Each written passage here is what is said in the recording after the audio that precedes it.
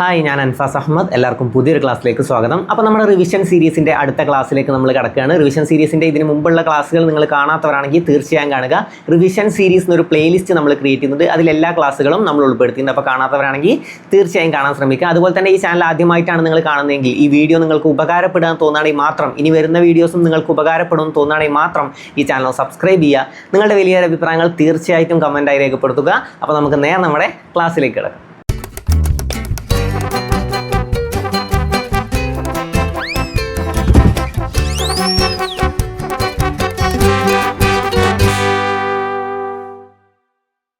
അപ്പോൾ നമ്മുടെ ആദ്യത്തെ ചോദ്യം നോക്കാം.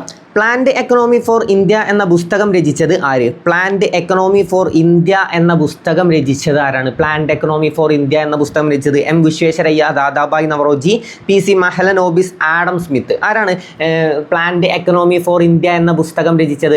Poverty and unBritish rule in India എന്ന പുസ്തകം രചിച്ചതാരാണ്? ഇത് രണ്ടും പലർക്കും ഡൗട്ട് വരും. പലരും പ്ലാൻഡ് എക്കണോമി ഫോർ ഇന്ത്യ എന്ന് കാണുമ്പോൾ ഇത് poverty and unBritish rule in India എന്ന് മനസ്സ് കരുതിയിട്ട് വേഗം പോയിട്ട് ദാദാഭായ് നവറോജിയെ കറുപ്പിക്കും. അല്ലല്ലോ, ദാദാഭായ് നവറോജിയുമായി ബന്ധപ്പെട്ടതാണ് poverty and unBritish rule in India. എന്നാൽ ഇതാരാണ്? എം വിശ്വേശ്വരയ്യാണ് അല്ലേ? ഇന്ത്യൻ എഞ്ചിനീയറിംഗിന്റെ പിതാവ്. നമ്മൾ പഠിച്ചതല്ലേ, ഇന്ത്യൻ എഞ്ചിനീയറിംഗിന്റെ പിതാവ് എന്നറിയപ്പെടുന്നത് എം വിശ്വേശ്വരയ്യാണ്. ഇന്ത്യൻ ആസൂത്രണത്തിന്റെ പിതാവ് എന്നറിയപ്പെടുന്നതും എം വിശ്വേശ്വരയ്യാണ്. അപ്പൊ ഉത്തരം ഏതാണ്? എം വിശ്വേശ്വരയ്യാണ്. Option A, M Visvesvaraya. Mysore നഗരത്തിന്റെ ശില്പി ആരാന്ന് ചോദിച്ചാൽ അതാരാണ്? മൈസൂരിന്റെ ശില്പി ആരാന്ന് ചോദിച്ചാലും എം വിശ്വേശ്വരയ്യാണ്. മൈസൂരിന്റെ ശില്പി എം വിശ്വേശ്വരയ്യ. പിന്നെ സെപ്റ്റംബർ 15 എന്ത് ദിനമാണ്?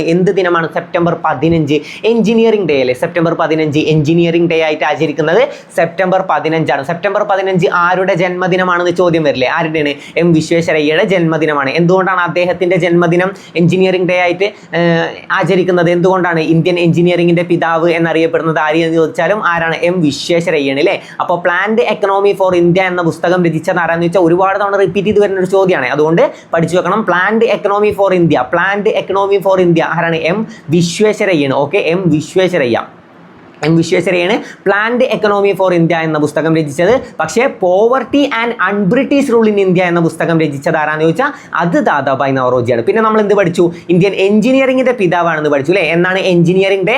സെപ്റ്റംബർ 15 ആണ്. സെപ്റ്റംബർ 15 ദേശീയ എഞ്ചിനീയറിംഗ് ദിനമായി ആചരിക്കുന്നത് അല്ലേ? നാഷണൽ എഞ്ചിനീയറിംഗ് ഡേ ആയിട്ട് ആചരിക്കുന്നത് സെപ്റ്റംബർ 15 സെപ്റ്റംബർ 15 മറക്കരുത്. സെപ്റ്റംബർ 15 ആരുടെ ജന്മദിനമാണെന്ന് ചിലപ്പോൾ ചോദ്യം വരും. താഴെ തന്നിരിക്കുന്നതിൽ ആരുടെ ജന്മദിനമാണ് സെപ്റ്റംബർ 15 എന്ന് ചോദ്യം വന്നാലും നമുക്ക് കിട്ടണം. കാരണം എന്താണ്? സെപ്റ്റംബർ 15 എഞ്ചിനീയറിംഗ് ഡേ ആണ്. അപ്പോൾ ആരുടെ ജന്മദിനമാണ്? എം വിശ്വേശ്വരയ്യയുടെ ജന്മദിനമാണ്. പിന്നെ മൈസൂർ നഗരത്തിന്റെ ശില്പി എന്നറിയപ്പെടുന്നത് ആരെന്ന് ചോദിക്കും.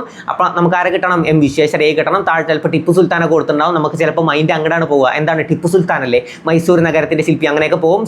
അതൊന്നും അല്ല കേട്ടോ. ഹൈദരലിയോ ടിപ്പു സുൽത്താനോ ഒന്നും അല്ല. ആരാണ്? എം വിശ്വേശ്വരയ്യാണ് മൈസൂർ നഗരത്തിന്റെ ശില്പി. ആധുനിക മൈസൂറിന്റെ ശില്പി എന്നൊക്കെ അറിയപ്പെടുന്നത് ആരാന്ന് ചോദിച്ചാൽ അത് എം വിശ്വേശ്വരയ്യാണ്. അതുപോലെ തന്നെ ആരാണ് ആലപ്പുഴ പട്ടണത്തിന്റെ ശില്പി?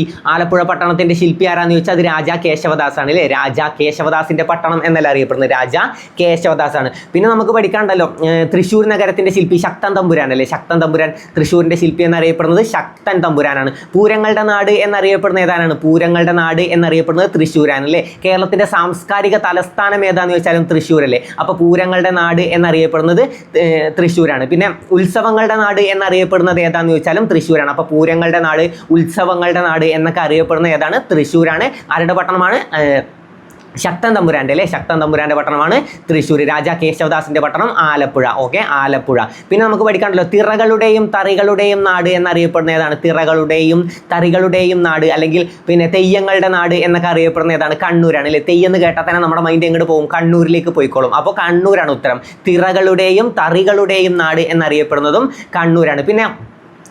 പിന്നെ ഉണ്ടല്ലോ, കേരളത്തിന്റെ വ്യാവസായിക തലസ്ഥാനം ഏതാണ്? കേരളത്തിന്റെ സാംസ്കാരിക തലസ്ഥാനം നമ്മൾ പഠിച്ചു അല്ലേ? തൃശ്ശൂരാണ്. കേരളത്തിന്റെ വ്യാവസായിക തലസ്ഥാനം ഏതാ? കേരളത്തിന്റെ വ്യാവസായിക തലസ്ഥാനം ഏതാന്ന് ചോദിച്ചാൽ അത് എറണാകുളമാണ്. കേരളത്തിന്റെ വ്യാവസായിക തലസ്ഥാനമാണ് എറണാകുളം. പിന്നെ കരിമ്പനകളുടെ നാട് എന്നറിയപ്പെടുന്ന ഏതാണ്? കരിമ്പനകളുടെ നാട് എന്നറിയപ്പെടുന്നത് പാലക്കാടാണ് അല്ലേ? പാലക്കാടാണ് കരിമ്പനകളുടെ നാട് എന്നറിയപ്പെടുന്നത്. ഓക്കെ. പിന്നെ സൈലന്റ് വാലി സ്ഥിതി ചെയ്യുന്നത് എവിടെയെന്ന് ചോദിക്കൂലേ? സൈലന്റ് വാലി സ്ഥിതി ചെയ്യുന്നത് എവിടെയാണെന്ന് ചോദിച്ചാൽ എവിടെയാണ്? സൈലന്റ് വാലി സ്ഥിതി ചെയ്യുന്നത് എവിടെയാണ്? സൈലന്റ് വാലി സ്ഥിതി ചെയ്യുന്നത് പാലക്കാട് ജില്ലയിലാണ് അല്ലേ? മണ്ണാർക്കാടാണ് സൈലന്റ് വാലി സ്ഥിതി ചെയ്യുന്നത്. ഓക്കെ, സൈലന്റ് വാലി സ്ഥിതി ചെയ്യുന്നത് എവിടെയെന്ന് ചോദിച്ചാൽ പിന്നെ സൈലന്റ് വാലിയുടെ വേറെ ചോദ്യം വരുമല്ലോ. സൈലന്റ് വാലിയിൽ ഏത് വംശനാശ ഭീഷണി നേരിടുന്ന മൃഗത്തെയാണ് സൈലന്റ് വാലിയിൽ കാണപ്പെടുന്നത്?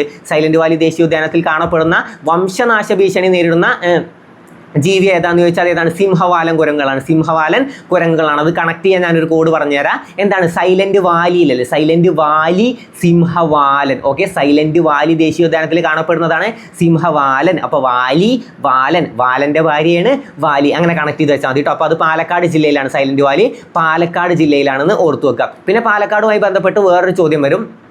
കേരളത്തിൽ കറുത്ത മണ്ണ് ഏറ്റവും കൂടുതൽ കാണപ്പെടുന്നത് എവിടെയെന്ന് ചോദിക്കും? പാലക്കാടുള്ള ചിറ്റൂരാണ് കേട്ടോ. പാലക്കാടുള്ള ചിറ്റൂരാണ് കേരളത്തിൽ കറുത്ത മണ്ണ് ഏറ്റവും കൂടുതൽ കാണപ്പെടുന്നത്. കറുത്ത മണ്ണ്. ഓക്കെ, ഡക്കാൻ പീഠഭൂമിയിൽ ഏറ്റവും കൂടുതൽ കാണപ്പെടുന്ന മണ്ണിനം ഏതാണെന്നൊക്കെ ചോദിക്കും. ഡക്കാൻ പീഠഭൂമിയിൽ ഏറ്റവും കൂടുതൽ കാണപ്പെടുന്ന മണ്ണിനമാണ് ഏതാണ്? കറുത്ത മണ്ണാണ്. ഓക്കെ, കറുത്ത മണ്ണ്, ബ്ലാക്ക് സോയിൽ, റിഗർ അഥവാ ചെർണോസം എന്നീ പേരുകളിലൊക്കെ അറിയപ്പെടുന്ന മണ്ണിനം ഏതാണെന്ന് ചോദിച്ചാൽ അത് കറുത്ത മണ്ണാണ്. ഏതാണ്? കറുത്ത മണ്ണാണ്. ഏതാണ് ഇന്ത്യയിലെ ഏറ്റവും കൂടുതൽ കാണപ്പെടുന്ന മണ്ണിനം? ഇന്ത്യയിലെ ഏറ്റവും കൂടുതൽ കാണപ്പെടുന്ന മണ്ണിനമാണ് എക്കൽ മണ്ണ്. ഇന്ത്യയിലെ ഏറ്റവും കൂടുതൽ കാണപ്പെടുന്നതാണ് എക്കൽ മണ്ണ് അല്ലേ? എക്കൽ മണ്ണ്, laterite soil, sorry alluvial soil, alluvial soil, എക്കൽ മണ്ണാണ്. ലാറ്ററൈറ്റ് സോയിൽ ഏതാണ്? അത് ചെങ്കൽ മണ്ണാണ് അല്ലേ? കേരളത്തിലെ ഏറ്റവും കൂടുതൽ കാണപ്പെടുന്നതാണ് ലാറ്ററൈറ്റ് സോയിൽ അഥവാ ചെങ്കൽ മണ്ണ്. ഓക്കെ, ലാറ്ററൈറ്റ് സോയിൽ നിർമ്മാണം എന്താണ് അറിയപ്പെടുന്നത്? ലാറ്ററൈസേഷൻ അല്ലേ? ലാറ്ററൈസേഷൻ. ഓക്കെ, അപ്പോൾ അതൊക്കെ ഒന്ന് അറിഞ്ഞു വെക്കുക കേട്ടോ. ഏതാണ് ഇന്ത്യയിലെ ഏറ്റവും കൂടുതൽ കാണപ്പെടുന്നത്? എക്കൽ മണ്ണും. കേരളത്തിലെ ഏറ്റവും കൂടുതൽ കാണപ്പെടുന്നത് ചെങ്കൽ മണ്ണും. പിന്നെ കേരളത്തിലെ ഏറ്റവും കൂടുതൽ കറുത്ത മണ്ണ് കാണപ്പെടുന്നത് എവിടെയാണെന്ന് ചോദിച്ചാൽ നമ്മുടെ പാലക്കാടുള്ള ചിറ്റൂരാണ്. പാലക്കാട് ചിറ്റൂരാണ്. ആ സ്ഥലം ഒന്ന് അറിഞ്ഞു വെക്കണം. പിന്നെ പാലക്കാട് ജൈനിമേട് നമ്മൾ പഠിച്ചിട്ടുണ്ടായിരുന്നല്ലോ. കുമാരനാശാൻ വീണപൂവ് രചിച്ചത് എവിടെ ഇരുന്നിട്ടാണെന്ന് ചോദിച്ചാൽ അത് ജൈനിമേട് വെച്ചിട്ടാണ് അല്ലേ? കുമാരനാശാൻ വീണപൂവ് രചിച്ചത് എവിടെ ഇരുന്നിട്ടാണെന്ന് ചോദിച്ചാൽ ഏതാണ്? എവിടെ വെച്ചിട്ടാണ്? ജൈനിമേട്, പാലക്കാടുള്ള ജൈനിമേട് വെച്ചിട്ടാണ്. അപ്പോൾ അതൊക്കെ ജസ്റ്റ് ഒന്ന് അറിഞ്ഞു വെക്കുക കേട്ടോ. അപ്പോൾ നമ്മൾ എന്താണ് പറഞ്ഞത്? പൂരങ്ങളുടെ നാട് എന്നറിയപ്പെടുന്നത് തൃശ്ശൂരാണ്. തിറകളുടെയും തറികളുടെയും നാട് കണ്ണൂരാണ്. ഗസലുകളുടെ തുറമുഖം എന്നറിയപ്പെടുന്നത് ഏതാണ്? ഗസലുകളുടെ തുറമുഖം, സത്യത്തിന്റെ തുറമുഖം എന്നൊക്കെ അറിയപ്പെടുന്നത് കോഴിക്കോടാണ് അല്ലേ? ഗസലുകളുടെ തുറമുഖം, സത്യത്തിന്റെ തുറമുഖം എന്നൊക്കെ അറിയപ്പെടുന്നത് കോഴിക്കോടാണ്. എല്ലാം ഒന്ന് കണക്ട് ചെയ്ത് വെക്കട്ടെ, എല്ലാം ഒന്ന് ആലോചിച്ച് വെക്കുക. ഏതെങ്കിലും കിട്ടാത്തതുപോലെ തോന്നുന്നുണ്ടെങ്കിൽ അതിനെപ്പറ്റി ജസ്റ്റ് ഒന്ന് പഠിച്ചു വെക്കുക. അപ്പോൾ ഏതാണ്? സാംസ്കാരിക തലസ്ഥാനം ഏതാണെന്ന് ചോദിച്ചാൽ അത് തൃശ്ശൂരും, വ്യാവസായിക തലസ്ഥാനം ഏതാണെന്ന് ചോദിച്ചാൽ അത് എറണാകുളമാണ് കേട്ടോ. സാംസ്കാരിക തലസ്ഥാനം തൃശ്ശൂരും, വ്യാവസായിക തലസ്ഥാനം എറണാകുളം. എന്താണ്? സെപ്റ്റംബർ 15 സെപ്റ്റംബർ 15 എഞ്ചിനീയറിംഗ് ഡേ ആണ് അല്ലേ? നാഷണൽ എഞ്ചിനീയറിംഗ് ഡേ ആണ് സെപ്റ്റംബർ 15. ആരുടെ ജന്മദിനമാണെന്ന് ചോദിച്ചാൽ എം വിശ്വേശ്വരയ്യ. എം വിശ്വേശ്വരയ്യയുടെ ജന്മദിനമാണ് സെപ്റ്റംബർ 15 നാഷണൽ എഞ്ചിനീയറിംഗ് ഡേ ആയിട്ട് ആചരിക്കുന്നത്. പിന്നെ അവിടെ ഓപ്ഷനിലുള്ള ഒരാളെ കണ്ടോ? ദാദാഭായ് നവറോജി. ആരാണ് ദാദാഭായ് നവറോജി? ഇന്ത്യയുടെ വന്ധ്യവയോധികൻ എന്ന് നമ്മൾ പഠിച്ചതല്ലേ അല്ലേ? ഇന്ത്യയുടെ വന്ധ്യവയോധികൻ എന്നറിയപ്പെടുന്നത് ദാദാഭായ് നവറോജിയാണ്. പിന്നെ നമ്മുടെ കേരളത്തിന്റെ വന്ധ്യവയോധികനെ നമ്മൾ പഠിച്ചതല്ലേ? KP കേശവമേനോൻ. അപ്പോൾ കേരളം കേശവൻ അങ്ങനെ കണക്ട് ചെയ്യാൻ പറഞ്ഞിരുന്നു. കെ അല്ലേ? അങ്ങനെ കണക്ട് ചെയ്യാൻ. ഇനി വേറൊന്നും കൂടി ഉണ്ട്. കേരള ഗാന്ധി എന്നറിയപ്പെടുന്ന ആരാണ്? കേളപ്പനാണ്. അപ്പൊ കേരള ഗാന്ധി അല്ല, ഇത് രാ വെട്ടിക്കളഞ്ഞാൽ നമുക്ക് കേരള എന്ന് മാത്രം കിട്ടും അല്ലേ? കേരളത്തെ രാ വെട്ടിക്കളഞ്ഞാൽ കേരള എന്നല്ലേ? അപ്പോൾ കേളപ്പൻ കേരള ഗാന്ധിയാണ് നമുക്ക് കണക്ട് ചെയ്യാം. മയ്യഴി ഗാന്ധി ആരാന്ന് നമ്മൾ പഠിച്ചു അല്ലേ? മയ്യഴി ഗാന്ധി IK കുമാരൻ മാസ്റ്ററാണ്. പിന്നെ ഇംഗ്ലീഷ് ചാനൽ എന്നറിയപ്പെടുന്ന പുഴ ഏതാന്ന് ചോദിച്ചാൽ മയ്യഴി പുഴയല്ലേ? അപ്പോൾ അതൊക്കെ നമ്മൾ പഠിച്ചതാണ്. എന്താ പറഞ്ഞ്? Kerala Gandhi Kelappan, Mayyazhi Gandhi IK Kumaran master. അതിർത്തി ഗാന്ധി ആരാ? അതിർത്തി ഗാന്ധി ഖാൻ അബ്ദുൽ ഗാഫർ ഖാൻ ആണ് അല്ലേ? ഖാൻ അബ്ദുൽ ഗാഫർ ഖാൻ ആണ് അതിർത്തി ഗാന്ധി എന്നറിയപ്പെടുന്നത്. ചോദ്യം വരാറുണ്ട് കേട്ടോ. അതിർത്തി ഗാന്ധി എന്നറിയപ്പെടുന്ന ആരാന്ന് ചോദിച്ചാൽ ഖാൻ അബ്ദുൽ ഗാഫർ ഖാൻ ആണ്. കേരള ഗാന്ധി കേളപ്പനാണ്. കേരളത്തിലെ വന്ധ്യവയോധികൻ എന്നറിയപ്പെടുന്നത് KP കേശവ മേനോനാണ്. ഇന്ത്യയുടെ വന്ധ്യവയോധികൻ എന്നറിയപ്പെടുന്നത് ദാദാഭായ് നവറോജിയാണ് അല്ലേ? ദാദാഭായ് നവറോജിയാണ് ഇന്ത്യയുടെ വന്ധ്യവയോധികൻ എന്നറിയപ്പെടുന്നത്. ദാദാഭായ് നവറോജിനെ പറ്റി പിന്നെ ഒരുപാട് പോയിന്റ്സ് നമുക്ക് പഠിക്കാണ്ട്. നമ്മുടെ INC ഇന്ത്യൻ നാഷണൽ കോൺഗ്രസ് INCക്ക് ആ പേര് നിർദ്ദേശിച്ച വ്യക്തി ആരാന്ന് ചോദിച്ചാൽ ദാദാഭായ് നവറോജിയാണ്. ഇന്ത്യൻ നാഷണൽ കോൺഗ്രസിന് ആ പേര് നിർദ്ദേശിച്ച വ്യക്തി ആരാന്ന് ചോദിക്കും? ദാദാഭായ് നവറോജിയാണ് ഇന്ത്യയുടെ വന്ധ്യവയോധികൻ എന്നറിയപ്പെടുന്നതും. പിന്നെ ഇന്ത്യൻ നാഷണൽ കോൺഗ്രസിന് ആ പേര് നിർദ്ദേശിച്ച വ്യക്തി, ഇന്ത്യൻ പൊളിറ്റിക്സിന്റെ പിതാവ് അല്ലേ? ഇന്ത്യൻ പൊളിറ്റിക്സിന്റെ പിതാവ് എന്നും ഇന്ത്യൻ എക്കണോമിക്സിന്റെ പിതാവ് എന്നൊക്കെ അറിയപ്പെടുന്നത് ആരാന്ന് ചോദിച്ചാൽ ദാദാഭായ് നവറോജിയാണ്. അപ്പോൾ എന്തിൻ്റെയൊക്കെയാണ്? ഇന്ത്യൻ പൊളിറ്റിക്സിന്റെ പിതാവ്, ഇന്ത്യൻ പൊളിറ്റിക്സിന്റെ പിതാവ്, പിന്നെ അതുപോലെ തന്നെ ഇന്ത്യൻ എക്കണോമിക്സിന്റെ പിതാവ് എന്നൊക്കെ അറിയപ്പെടുന്നത് ആരാണ്? ദാദാഭായ് നവറോജിയാണ്. ഓക്കെ, ദാദാഭായ് നവറോജിയാണ് ഇന്ത്യൻ പൊളിറ്റിക്സിന്റെ പിതാവ്, ഇന്ത്യൻ എക്കണോമിക്സിന്റെ പിതാവ് എന്നൊക്കെ അറിയപ്പെടുന്നത് ആരാണ്? ദാദാഭായ് നവറോജിയാണ്. INCക്ക് ആ പേര് നിർദ്ദേശിച്ച വ്യക്തി ആരാന്ന് ചോദിച്ചാൽ ദാദാഭായ് നവറോജിയാണ്. ഇന്ത്യൻ നാഷണൽ കോൺഗ്രസിന് ആ പേര് നിർദ്ദേശിച്ച വ്യക്തി ആരാന്ന് ചോദ്യം വരും, പഠിച്ചു വെച്ചോ. ഇന്ത്യൻ നാഷണൽ കോൺഗ്രസിന് ആ പേര് നിർദ്ദേശിച്ച വ്യക്തി ഓപ്ഷനിൽ ആരൊക്കെ ഉണ്ടാവും? ഗാന്ധിജി ഉണ്ടാവും, ജവഹർലാൽ നെഹ്റു ഉണ്ടാവും, അംബേദ്കർ ഉണ്ടാവും. ആരാണ് ഇന്ത്യൻ നാഷണൽ കോൺഗ്രസിന് ആ പേര് നിർദ്ദേശിച്ച വ്യക്തി ആരാന്ന് ചോദിച്ചാൽ അത് ദാദാഭായ് നവറോജിയാണ്. ദാദാഭായ് നവറോജിയാണ്. അപ്പോൾ ദാദാഭായ് നവറോജി ഇന്ത്യൻ നാഷണൽ കോൺഗ്രസ് എപ്പോഴാണ് രൂപീകൃതമായത്? 1888 അല്ലേ, അല്ല 1885 അല്ലേ, 1885 ഏത് ഇന്ത്യൻ നാഷണൽ കോൺഗ്രസ് രൂപീകൃതമായത്. എപ്പോഴാണ്? December 28 December 28 Indian National Congress രൂപീകൃതമായത്. 1885 ഇന്ത്യൻ നാഷണൽ കോൺഗ്രസ് രൂപീകൃതമായത്. ഇന്ത്യൻ നാഷണൽ കോൺഗ്രസിന് ആ പേര് നിർദ്ദേശിച്ച വ്യക്തി ആരാന്ന് ചോദിച്ചാൽ നമ്മുടെ ദാദാഭായ് നവറോജിയാണ്. പിന്നെ ഇന്ത്യൻ നാഷണൽ കോൺഗ്രസിന്റെ അധ്യക്ഷനായ ആദ്യ പാഴ്സി മതക്കാരൻ ആരാന്ന് ചോദിക്കും. ആദ്യ പാഴ്സി മതക്കാരൻ ആരാന്ന് ചോദിച്ചാലും ആരാണ്? ദാദാഭായ് നവറോജിയാണ്. അപ്പോൾ INCയിൽ അധ്യക്ഷനായ ആദ്യ പാഴ്സി മതക്കാരൻ ആരാണ്? അത് ദാദാഭായ് നവറോജിയാണ്. ആദ്യമായിട്ട് 3 തവണ അധ്യക്ഷനായതാരാണ്? അതും ദാദാഭായ് നവറോജിയാണ്.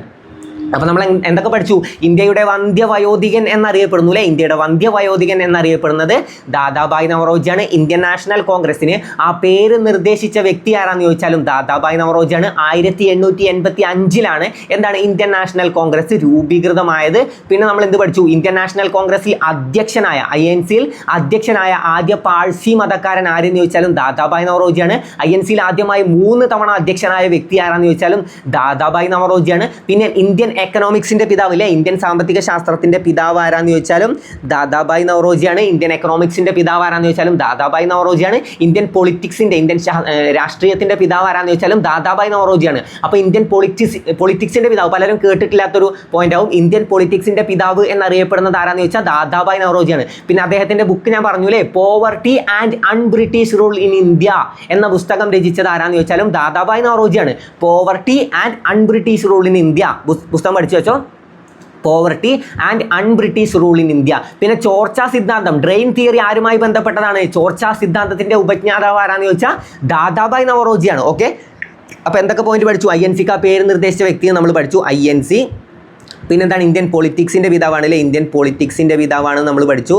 ഇന്ത്യൻ പൊളിറ്റിക്സിന്റെ പിതാവാണെന്ന് പഠിച്ചു. പിന്നെന്താണ് പഠിച്ചത്? INCക്ക് ആ പേര് നിർദ്ദേശിച്ച വ്യക്തി ആരാന്ന് നമ്മൾ പഠിച്ചു അല്ലേ. INCക്ക് ആ പേര് നിർദ്ദേശിച്ചത് ആരാന്ന് ചോദിച്ചാൽ പഠിക്കണം. INCക്ക് ആ പേര് നിർദ്ദേശിച്ചത് ഇമ്പോർട്ടൻ്റ് ആയിട്ടുള്ള പോയിന്റാണ്, അതുകൊണ്ടാണ് ഇത്രയും റിപ്പീറ്റ് ചെയ്യുന്നത്. ഇന്ത്യൻ നാഷണൽ കോൺഗ്രസിന് ആ പേര് നിർദ്ദേശിച്ച വ്യക്തി ആരാന്ന് ചോദിച്ചാൽ ദാദാഭായ് നവറോജിയാണ്. ഇന്ത്യയുടെ വന്ധ്യവയോധികൻ എന്നറിയപ്പെടുന്നത് ആരാന്ന് ചോദിച്ചാൽ ദാദാഭായ് നവറോജിയാണ്. ഇന്ത്യയുടെ വന്ധ്യവയോധികൻ എന്നറിയപ്പെടുന്നത് ദാദാഭായ് നവറോജി. കേരളത്തിന്റെ വന്ധ്യവയോധികൻ എന്നറിയപ്പെടുന്നത് KP കേശവമേനോൻ. തിരുവിതാംകൂറിന്റെ വന്ധ്യവയോധികൻ എന്നറിയപ്പെടുന്നത് barrister GP Pillai. Barrister GP പിള്ളയാണ് തിരുവിതാംകൂറിന്റെ വന്ധ്യവയോധികൻ എന്നറിയപ്പെടുന്നത്. ഈ ബാരിസ്റ്റർ GP പിള്ളയും INCയുമായി ബന്ധപ്പെട്ടൊരു ചോദ്യമല്ലേ. INCയിൽ പങ്കെടുത്ത ആദ്യ മലയാളി ആരാണ്?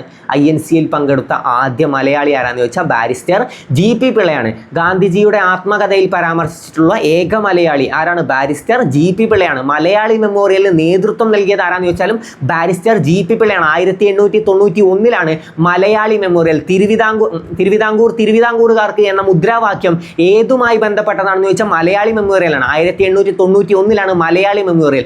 ആർക്കാണ് മലയാളി മെമ്മോറിയൽ സമർപ്പിച്ചതെന്ന് ചോദിച്ചാൽ ആർക്കാണ്? ശ്രീമൂലം തിരുനാളിനാണ് മലയാളി മെമ്മോറിയൽ സമർപ്പിച്ചത്. ആർക്കാന്ന് ചോദിച്ചാൽ ശ്രീമൂലം തിരുനാളിനാണ്. പിന്നെ മലയാളി മെമ്മോറിയൽ 3ാമതായി ഒപ്പുവെച്ചത് ആരാന്ന് എപ്പോഴും ചോദ്യം വരാറുണ്ട്. മലയാളി മെമ്മോറിയലിൽ 3ാമതായി ഒപ്പുവെച്ചത് ആരാന്ന് ചോദിച്ചത് ഡോക്ടർ പൽപു ആണ്. ആരാണ്? ഡോക്ടർ പൽപു ആണ് മലയാളി മെമ്മോറിയൽ 3ാമതായി ഒപ്പുവെച്ചത്. 3ാമതായി ഒപ്പുവെച്ചത് ആരാണ്? ഡോക്ടർ പൽപു ആണ് കേട്ടോ. അപ്പോൾ അതൊക്കെ ഒന്ന് അറിഞ്ഞു വെക്കുക. അപ്പോൾ എന്താണ്?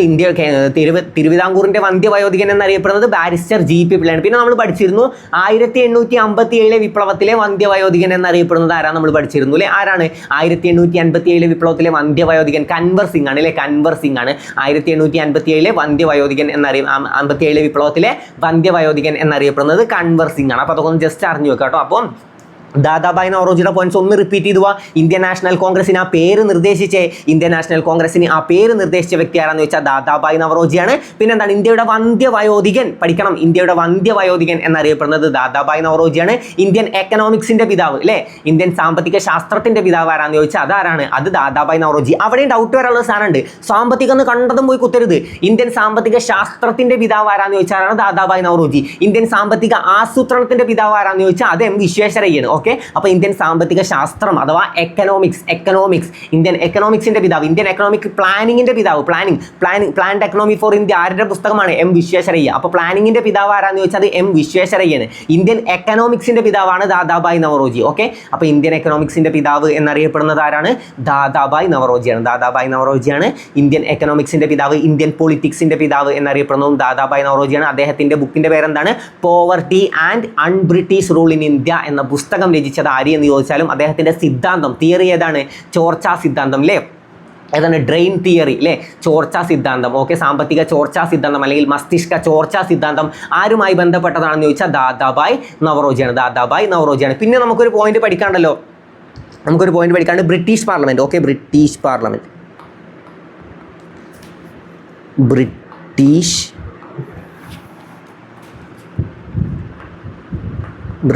പാർലമെന്റിൽ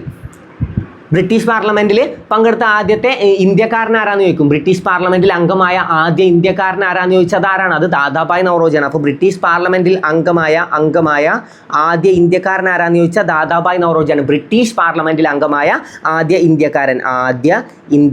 ഓക്കെ, ആദ്യ ഇന്ത്യക്കാരനാണ് ദാദാഭായ് നവറോജി. പിന്നെ നമുക്കൊരു ചോദ്യം വരാണ്ട്, ഇത് പഠിച്ചു വെച്ചോ. ബ്രിട്ടീഷ് പാർലമെന്റിൽ അംഗമായ ആദ്യ ഏഷ്യക്കാരൻ എന്ന് ചോദിച്ചാലും ആദ്യ ഇന്ത്യക്കാരൻ എന്ന് ചോദിച്ചാലും ആരാണ്? ദാദാഭായ് നവറോജിയാണ്. ആരാണ്?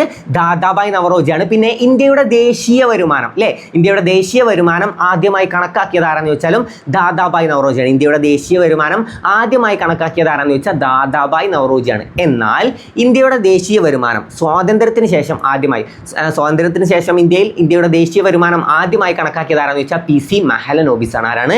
PC Mahalanobis. Okay, PC Mahalanobis ആണ് ഇന്ത്യയുടെ ദേശീയ വരുമാനം സ്വാതന്ത്ര്യത്തിന് ശേഷം ആദ്യമായി കണക്കാക്കിയത്. ഈ ദേശീയ വരുമാനം ആദ്യമായി കണക്കാക്കിയത് ആരാന്ന് ചോദിച്ചാൽ അത് ദാദാഭായ് നവറോജിയാണ്. ഇന്ത്യയുടെ ദേശീയ വരുമാനം ആദ്യമായി കണക്കാക്കിയത്. പിന്നെ സ്വാതന്ത്ര്യത്തിന് ശേഷം ആരാന്ന് ചോദിച്ചാൽ അതാരാണ്? PC മഹലനോബിസ് ആണ്.